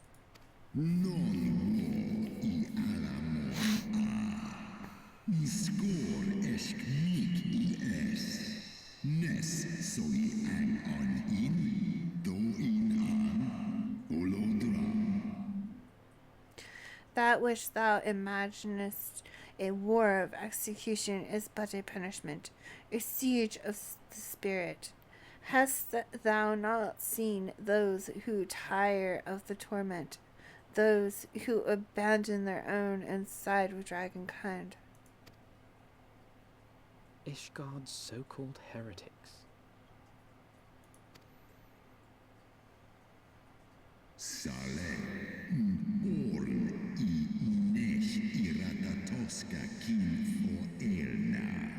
Sith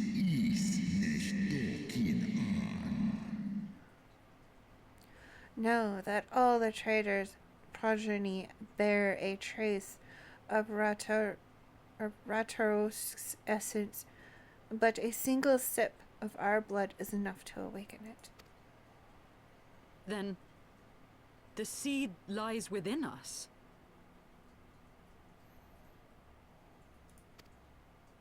Is Ros Esh Idran, Oloson Inizek, Non Nish I Eskdir Dran En, Wa Ulwa, Skola Es, Alakin El Andranke, Umondo. 'Tis for this reason that those who abandon their loyalties are rewarded with a drink, and thus are they transformed to join the ranks of Nidhogg's ever-growing army as newborn dragons. One by one, through death or deflection, my brood brother shall account for all of the betrayer's children. Ye gods, I have borne witness to such a transformation. Looked on as a heretic assumed the shape of a dragon. I imagined it some manner of Drovanian enchantment. But if any Ishgardian, regardless of allegiance, has such potential within them, 12 forgive us. To think of all the dragons we've slain!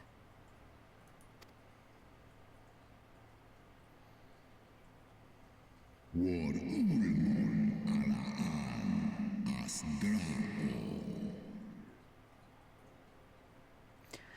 There will always be some, of course, who choose to fight until the better end, like thee, Dragoon. Kawol Smaim, Korsur Thrahal Seskmoni, Se'an, Inkinizeg.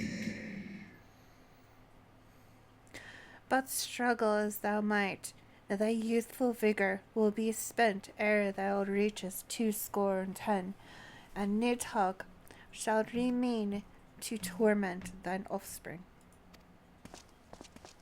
Oft have I wondered why Nidhogg did not simply raze Ishgard to the ground.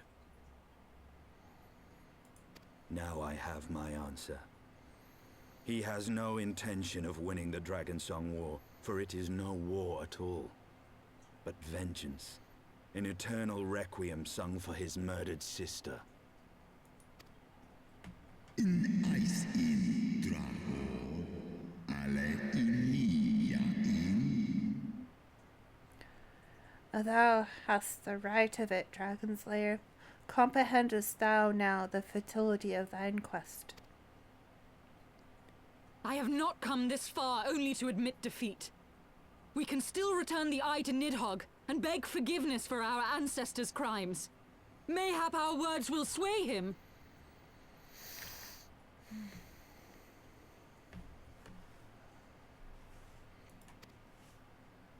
Ja an, lis as an in la tu ole ul in an hes isu.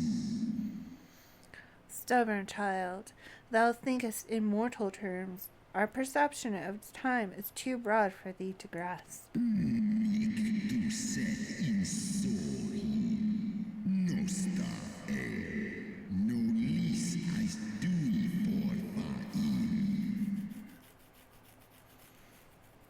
'Tis a simple matter for thee to offer thine apologies. Thou didst not perpetuate the crime.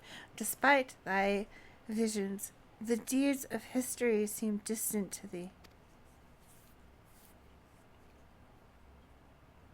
Ka, an isi a uldran as nisek for, in lai as nesh I an iratatoska. For a worm such as Nidhogg, however, that history is yet part of his present, as fresh as the blood that did gush from Richard's wounds. How could he not be driven mad? In sith som ishi eskfa ulgar los 'Tis only by the calming embrace of Shiva's soul that mine own fury hath not consumed me. Snosk for non unleash Skål ilens Skål. But let us speak no more of what is done.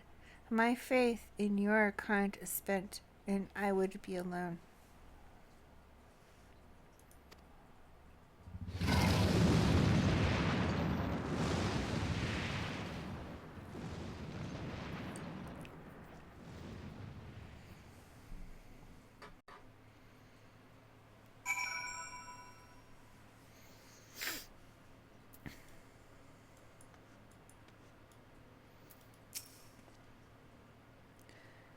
Elfenward says Heavensward was every bit as awe-inspiring as I imagined. His voice fairly dripped with power. The will behind his words so undeniable that it transcended my ignorance of the dragon's tongue. 'Tis but a pity that I misliked what he said. So far did we travel, even onto thy heavens themselves, only to be dismissed like unruly children. But far from mitigating this humiliation, the hidden truths we have learned serve only to prove that our grand mission of peace was destined to fail from the first.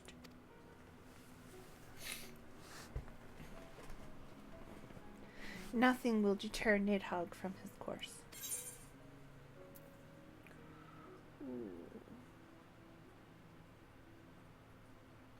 That one.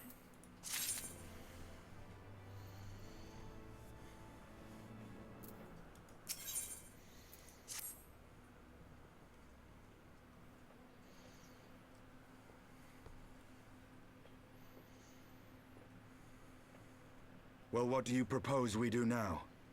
I, for one, am intent on continuing to the east. What is there to be found in the east? Nidhogg's lair, the Eyrie, is said to lie in that direction. And the eye tells me he is near. You cannot still mean to slay him. You cannot still mean to stop me. I have been true to my word, and aided you in this fool's errand with Hraesvelgr. But your efforts at parley have come to naught, Lady Iceheart. I would see Ishgard saved, and for that, Nidhogg must die. With the tale of our ancestors' vile betrayal yet ringing in your ears, you speak of continuing this war? Nay, lady. I would but pierce its vengeful heart. When Nidhogg dies, this war shall die with him. A moment, Estinian. You yourself spoke of the Great Wyrm's strength, that you believed him powerful enough to raise your city to the ground. How then are we few to challenge him? Even behind the stout walls of Ishgard, with an army of knights manning the defenses, our victory would be hard won. Yet you propose to contend with the beast in his own lair. In close combat, this will afford us an advantage. And if the tales are true, the Warrior of Light has bested many an invincible foe. But such speculation is meaningless if we cannot even find the Wyrm. Our first task must be to seek out Nidhogg's lair. The story of this nation grows bloodier by the moment. Must death always be answered with more of the same? Sometimes there's not much you can do when someone insists on attacking. Such is the way of things, I fear. I shall consider it a miracle if mine armor is not stained crimson ere this conflict is ended.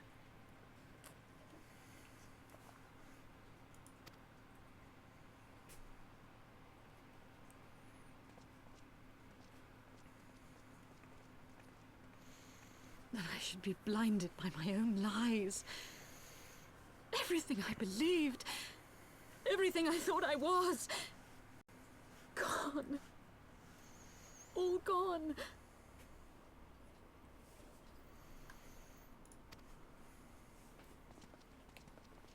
Leave her. Your words will not reach her now. And we have not the time to wait for her to gather up the pieces of her shattered faith.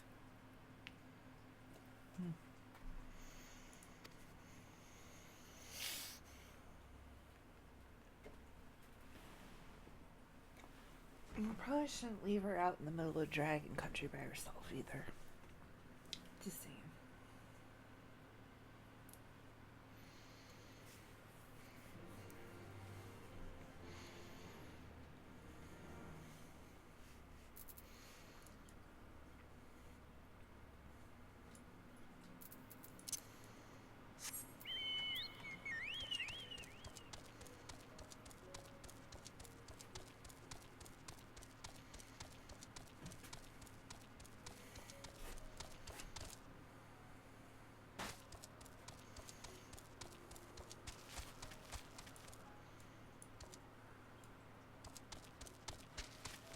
Yeah, that's not where I want to go.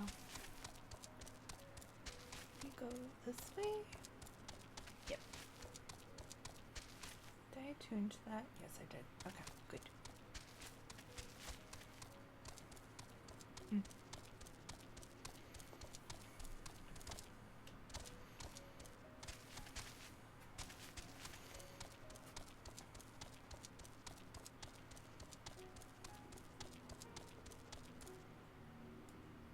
Okay, I don't know where it's going.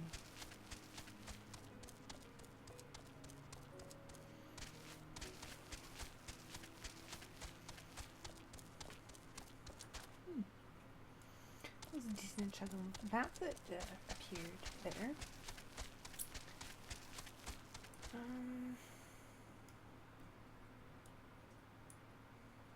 Yeah, you know what? I'm just gonna.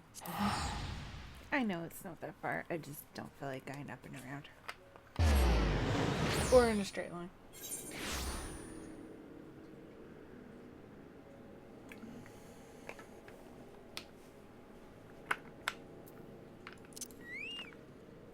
Oh, whoops.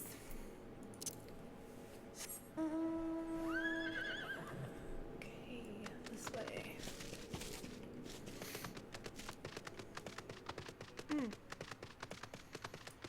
Don't mind if I do.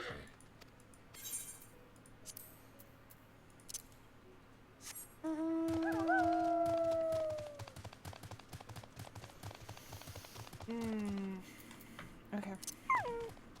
Rhyme!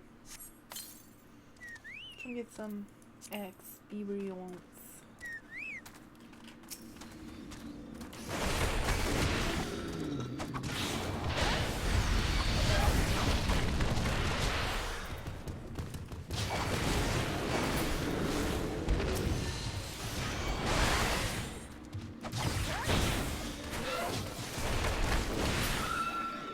There we go.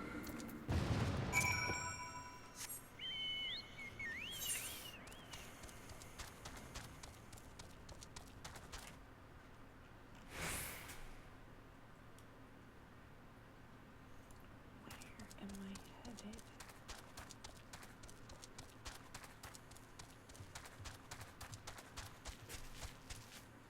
The Scarecrow.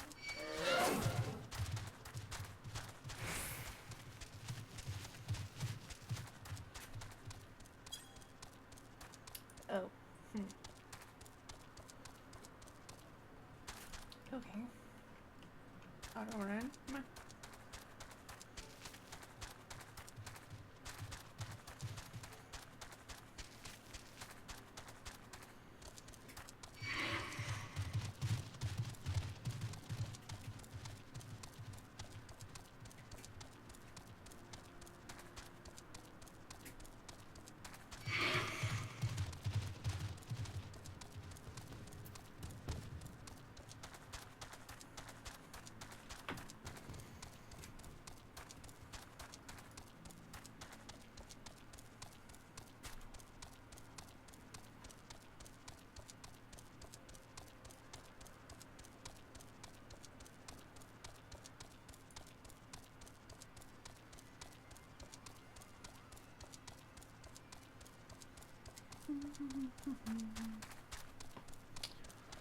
Okay, almost there. Almost there.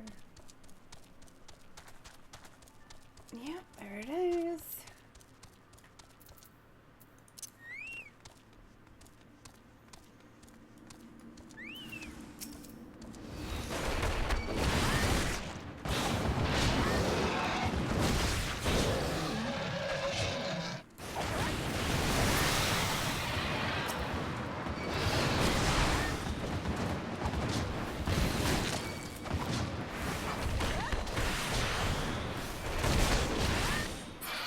There we go.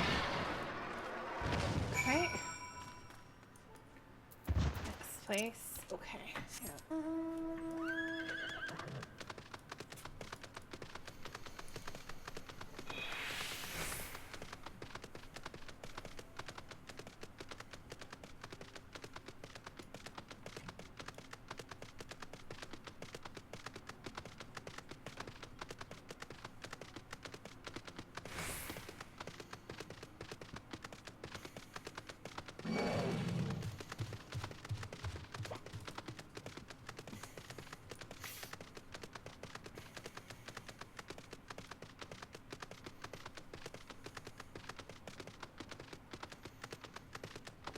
Okay, here we go.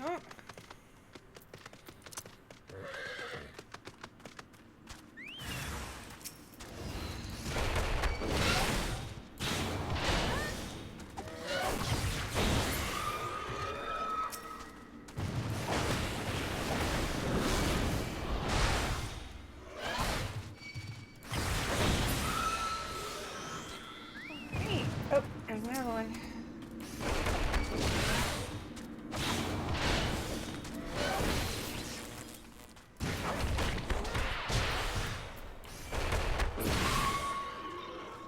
Okay, that's it. Yep. Alright.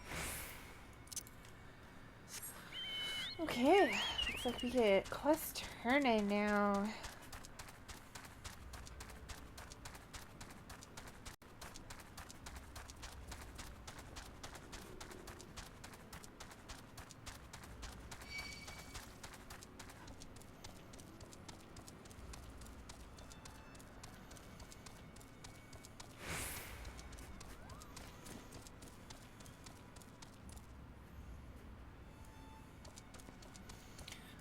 Stydian.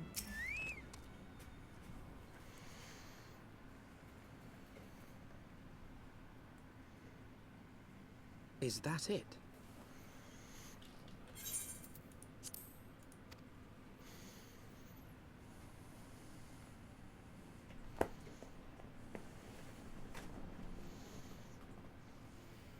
Aye, that would be the Eyrie.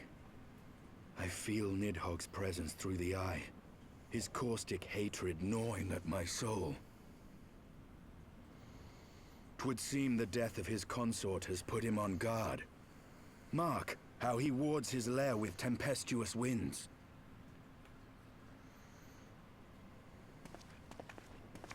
A similar barrier once barred our entrance to the Primal Garuda's domain, until we discovered the means by which it could be penetrated. That smile. Mayhap it is time we called upon Master Garland. 'Twill be just like the good old days, no?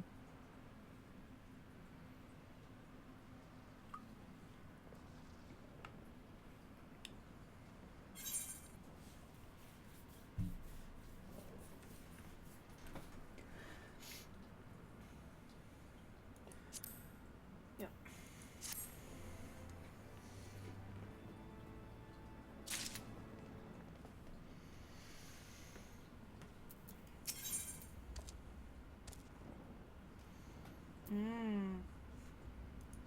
The fight you're doing, or am I about to enter a fight? Stydian says, a force of significant power to break through a primal's defenses might convincingly grant us access to the aviary. And I can offer no better solution. Pray, consult this engineer friend of yours. Alphanod says, very well. on the condition that you swear not to lure Nidhogg from his lair in our absence.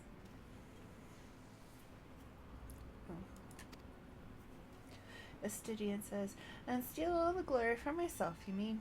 Nay, I am not so selfish as that.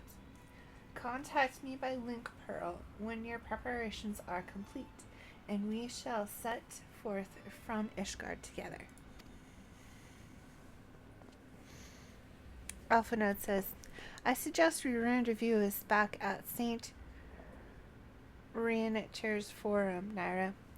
From what I gleaned of the Holy Sea's decidedly ambitious airship project, a Cid will still be in Ishgard.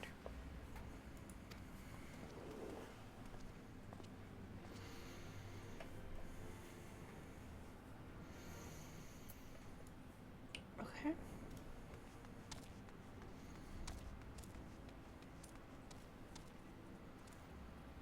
I wonder what they're doing. Oh.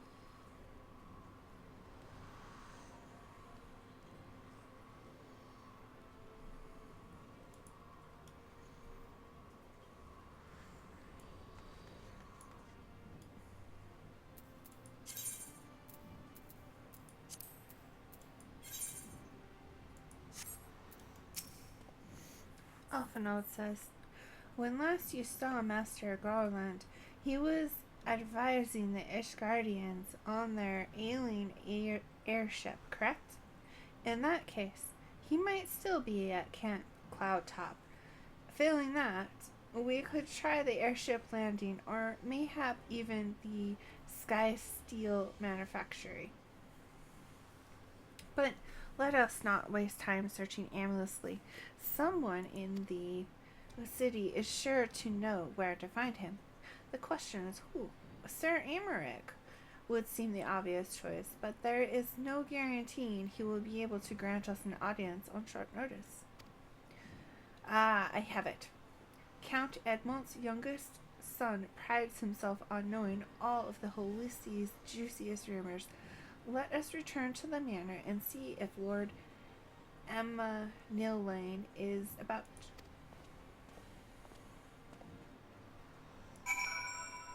Okay.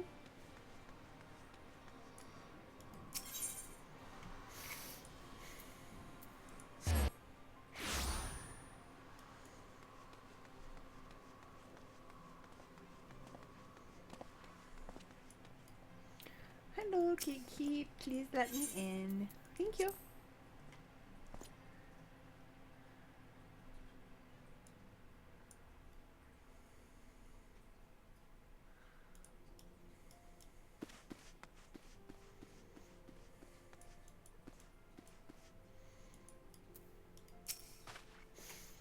Hey, Emma Nillane. Emma Nillane says, ah, the hero returns. How goes the fight, old girl? Well, I trust. In search of a Cid Garland, you say? Then say no more.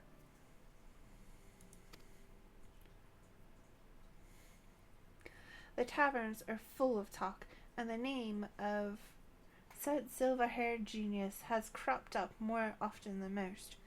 I hear he has been tasked with getting that monstrous airship the Holy See commissioned to actually fly. 'Twould seem the project has been plagued with mishaps from the first. Interesting.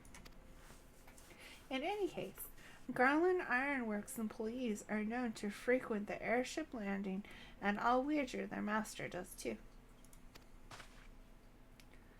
The airship landing. Our Alphinaud says, the airship landing. Yes, I thought as much. Come, Nyra.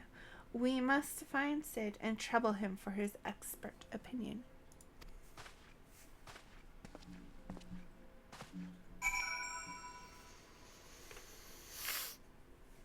Okay, airship.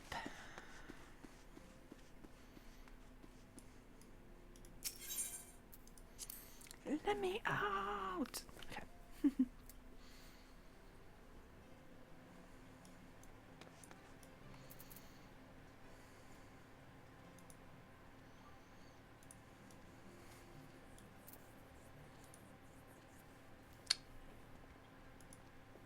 Okay. Done messing with stuff.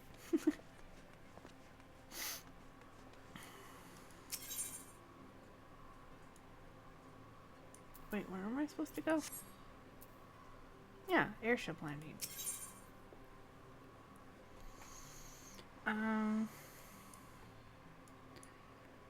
Isn't that over here? No.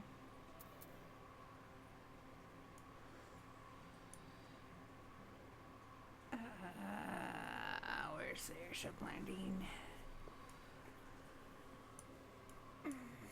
Oh, over there.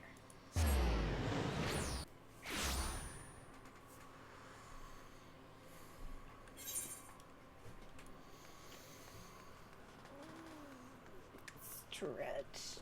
Ooh. Cid, Wedge, and Biggs. Hi. It is I, Nyra Wulfenshade.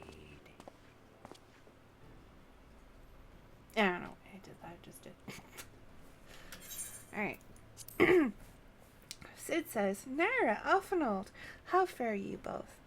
Not terribly well, judging by your faces. Alphinaud says, greetings, Master Galland. I am sure it will come as little surprise when I tell you that we have need of a favor.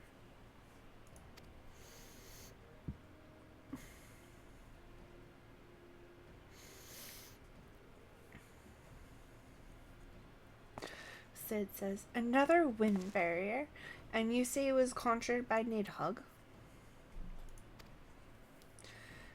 The Enterprise could certainly take you where you need to go, but she would not fare well against dragons. She's agile for a ship her size, but not that agile. Dravonians would fly rings around her. And if they took it into their heads to incinerate their rigging, there would be precious little we could do to avoid them. Alphinaud says, but there must be something we can do, some manner of weapon we could employ. Astidian stands at Vigil at the edge of the churning mist, but we do not know how much longer.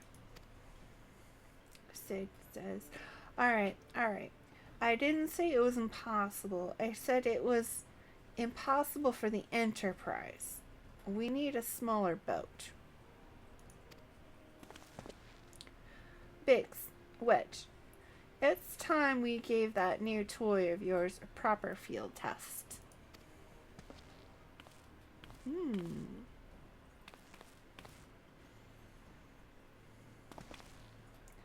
Cid continues, it's probably best if we let the lads show you. Come on, the manufacturer is not far.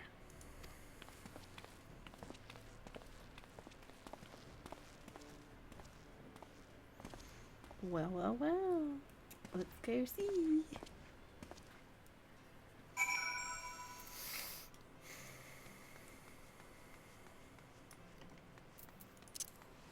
Sprint.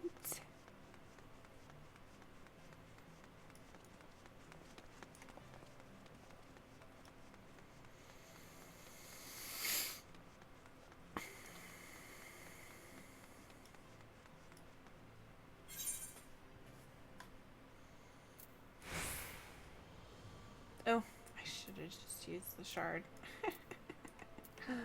Okay. It's fine.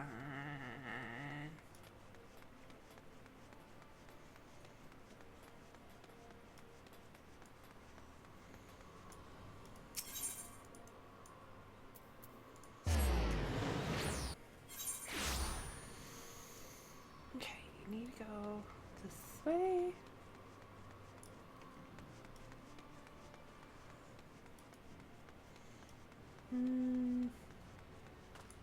Nope, that's the wrong turn in Albuquerque. Okay.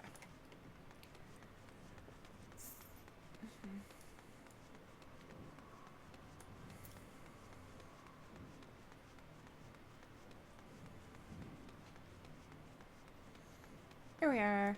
Whee. Biggs.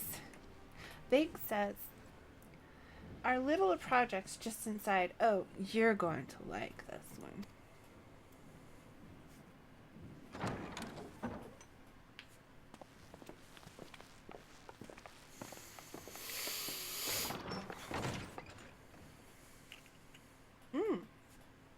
Feast your eyes upon our latest and greatest feat of engineering.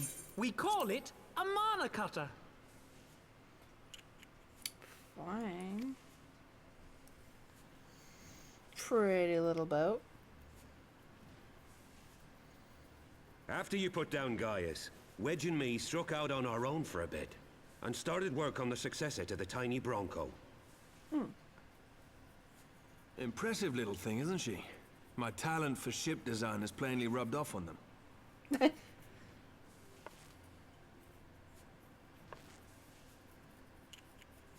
They've adapted the principles of corrupted crystal technology and constructed a mechanism which converts ether from its surroundings into elemental wind. Said wind is then harnessed by the specially engineered sails, providing the craft with propulsion and lift. All in all, a most elegant solution. I'm actually a little upset that I didn't think of it myself. The design does, however, come with one small flaw. The energy conversion ratio's bloody awful. To generate enough power to get you off the ground, you need to be in an area awash with predominantly wind-aspected ether. In other words, there are a few places you can fly, and lots of places you can't. The new Ishgardian airship hasn't left the boys much time for tinkering, meaning it may be a while before this particular project takes off. If you'll forgive the pun.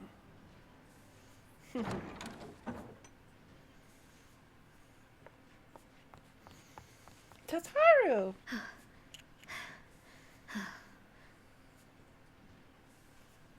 Tataru, what's happened? I've been looking all over for you. There's been word from Aldar. It's about Her Grace, the Sultana.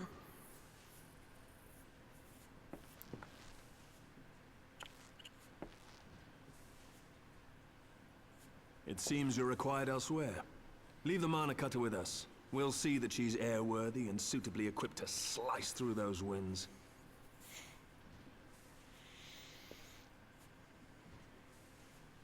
You, meanwhile, should concentrate on providing Raoban and the Sultana whatever help they need.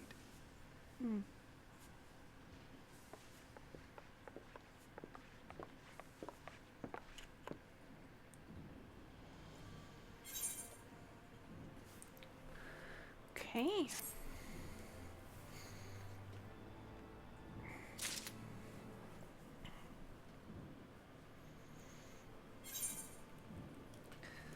Tataru.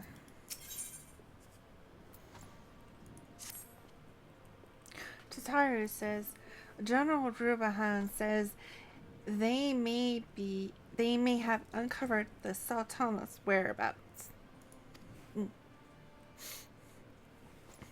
And he wants you, by which I mean both of you, to go to the Waking Sands right away and help with the investigation.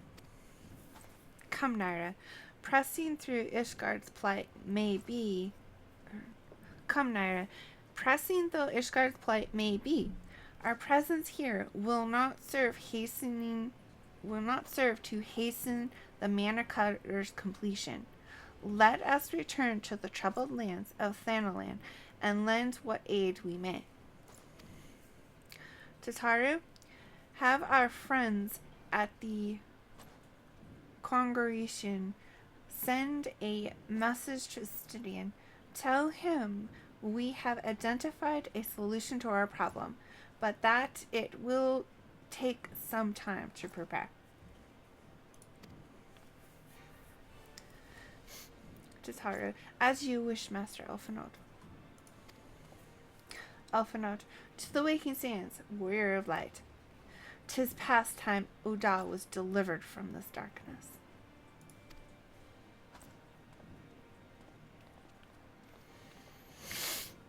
Okay.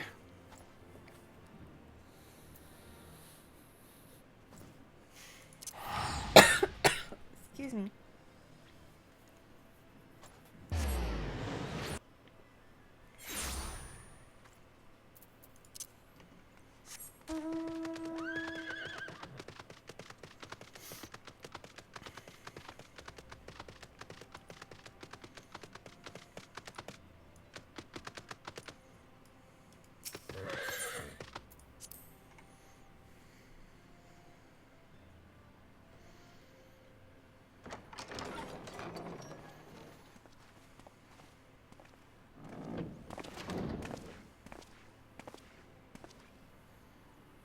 Thank you for coming.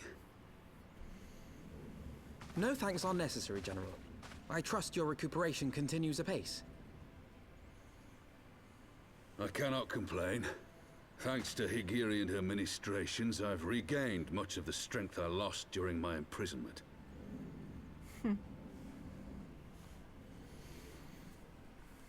I gather you have made progress in the search for Her Grace. Aye, some good fortune at last. A few days past, Dulala informed us that a sizable shipment of alchemical supplies had been delivered to the palace.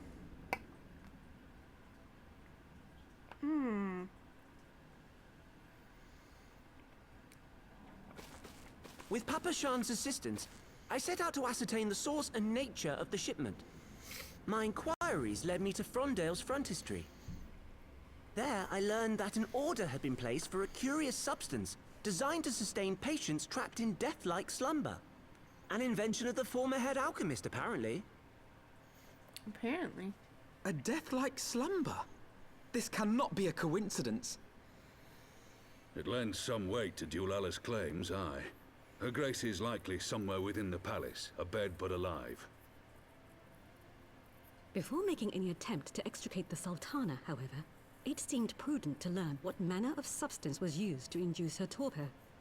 To that end, I made inquiries as to the whereabouts of the one most like to have administered it, the lady-in-waiting, Meriel. We sent for you as soon as we learned of her location. All that remains is to apprehend the woman. Okay. We shall find our cat's paw in the Silver Bazaar. But we must tread carefully. The market is not the bustling place it once was, and someone is sure to mark our coming. Should they inform the monetarists, we'll have a fight on our hands. We must be prepared for the worst, and being short an arm, I thought it wise to take another in its stead. What say you, warrior of light? Will you lend me yours? Yes. Let's have at 'em. Then I pity the bastard that stands in our way. Come, my friend. For Nanamo, and for Ulda!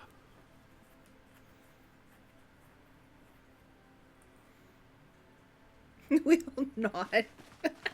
So much nodding.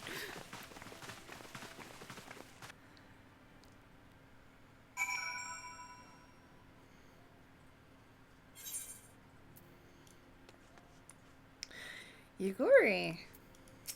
Hi.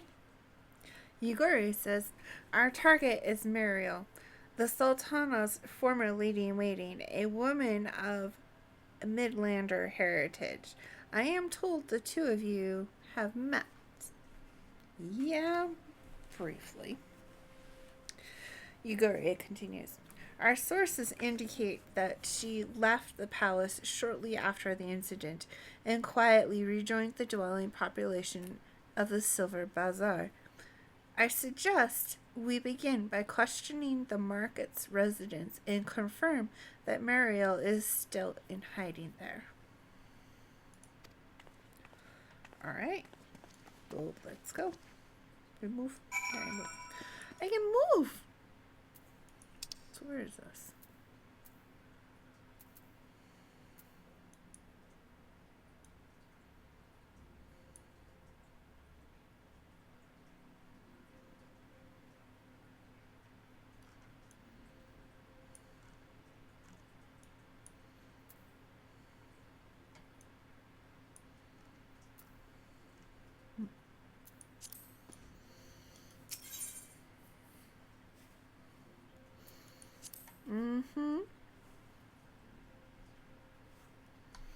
Most certainly.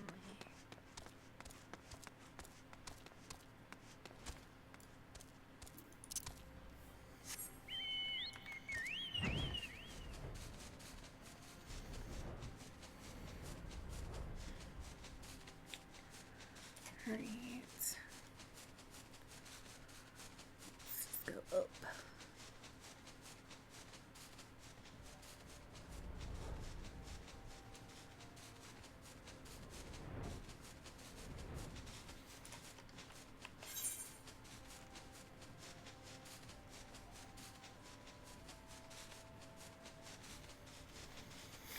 I love flight.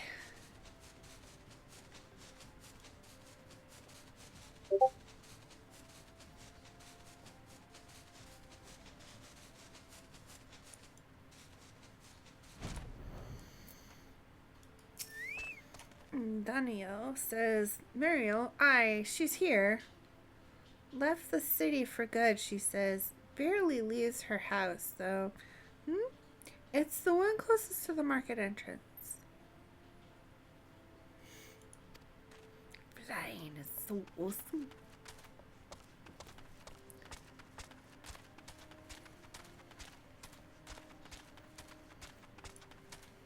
Okay.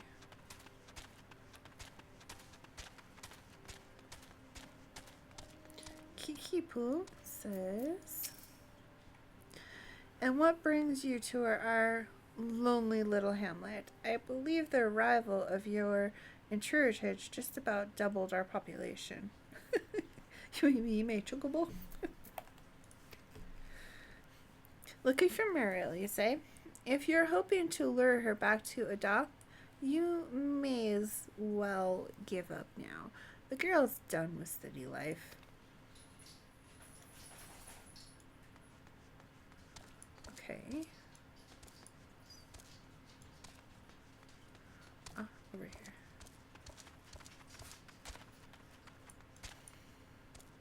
Spotted Meadow says, do I know of any returning residents? Gods, don't tell me they're starting to come back. My masters will not be pleased to hear this.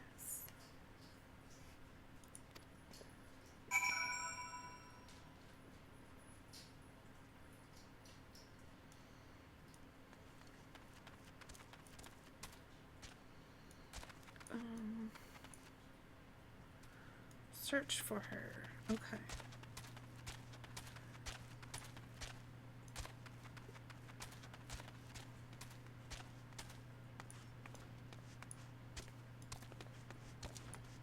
Ah, look, there she is. First place I looked. And they always say it's in the last place you look.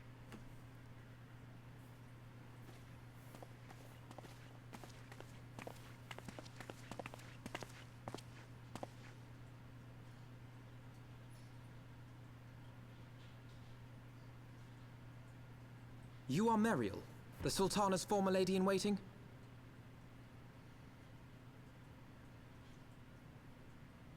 I know no one of that name. Pray excuse me.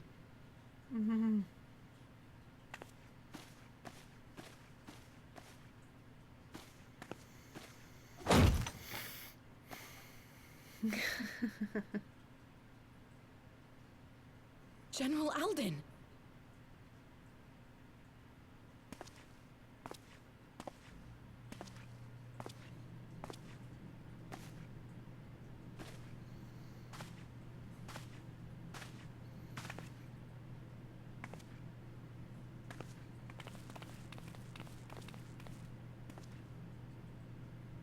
We will have the truth from you, girl.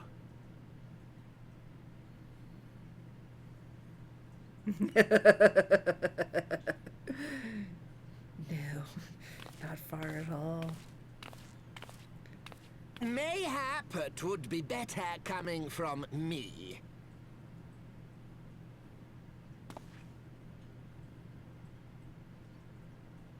Lonorito, you'd best talk fast. As you know, Teleji Adeleji's Cartano reclamation bill was no more than a facade. a means to get his grubby little hands on that Allagan monstrosity Omega. When he learned of Nanamo's intention to abdicate, however, he was forced to amend his plans. Suddenly, assassination seemed the most promising way to further his ambitions.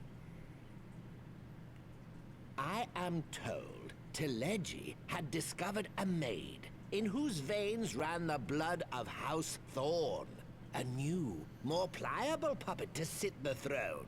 'Twould have caused an uproar, of course, but few could have contested her claim.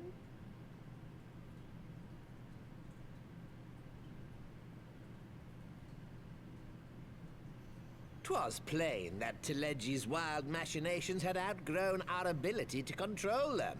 So I decided to usurp his scheme and left the fool to seal his own demise.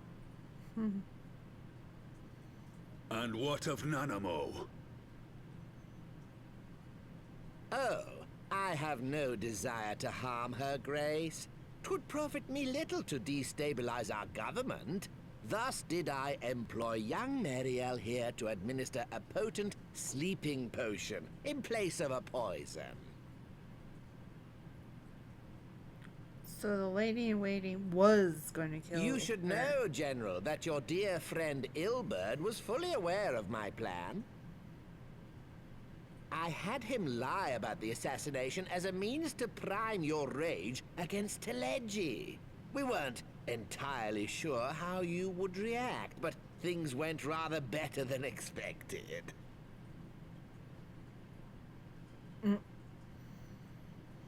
You conniving little worm! You had your claws in the Crystal Braves before their first recruit had sworn to serve! But of course, when a new game begins, 'tis only prudent to have a piece on the board. Ilberd was mine. Truth be told, a significant proportion of the Braves' initial endowment was also mine. With such large sums moving about, 'twas a rather trifling matter to disguise my own contribution.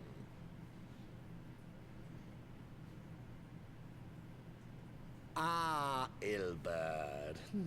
I secured his services with a promise to support his cause once my authority had been solidified. I swear, the man thinks of naught but prizing Alamigo from the grasp of the Empire. I would love to drop kick him.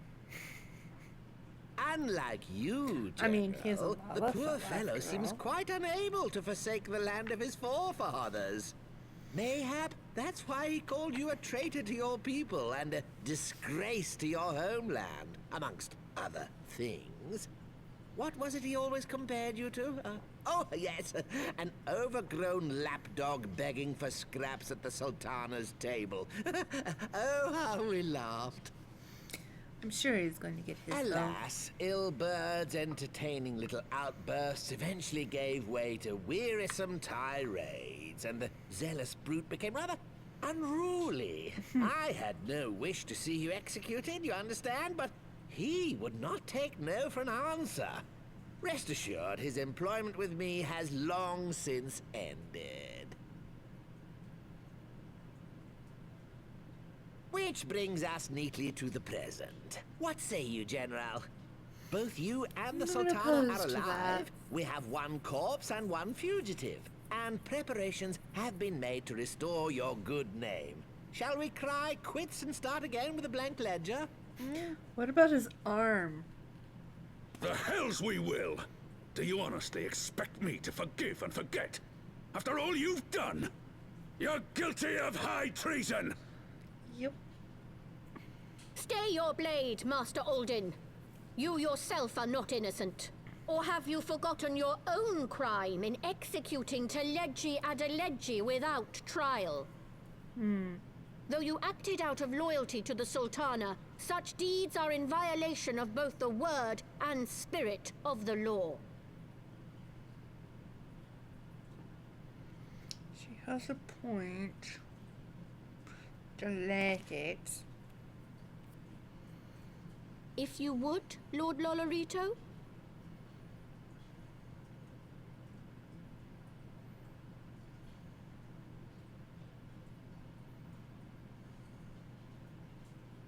This potion will wake the Sultana from her slumber. Consider it a gesture of conciliation. You will find Her Grace resting comfortably within her private chambers. Should you doubt my word, I shall willingly accompany you to the palace as your hostage.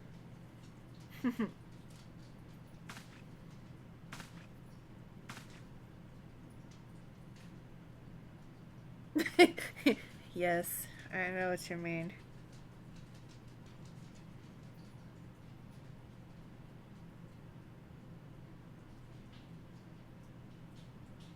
I like not your motives, Lolorito. But you saved the Sultana's life, and for that, you have my gratitude.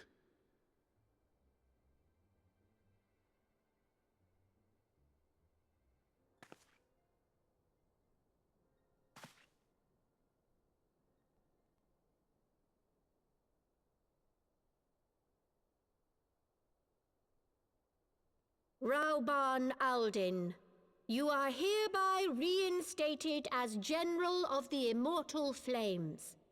The citizens of Ul'dah shall once more be united under Nanamo Ul'Namo, and together we shall usher in a new age of prosperity.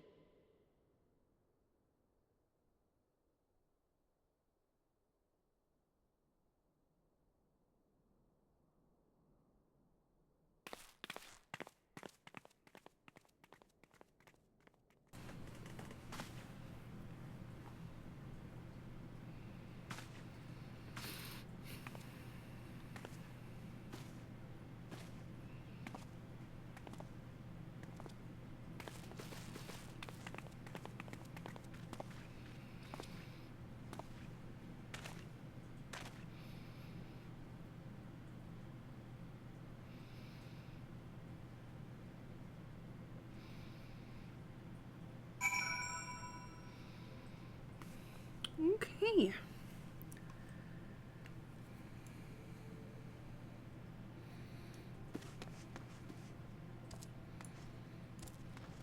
Alright, I think I'm gonna go ahead and end here because I gotta go get ready to go. I gotta give someone a ride back home.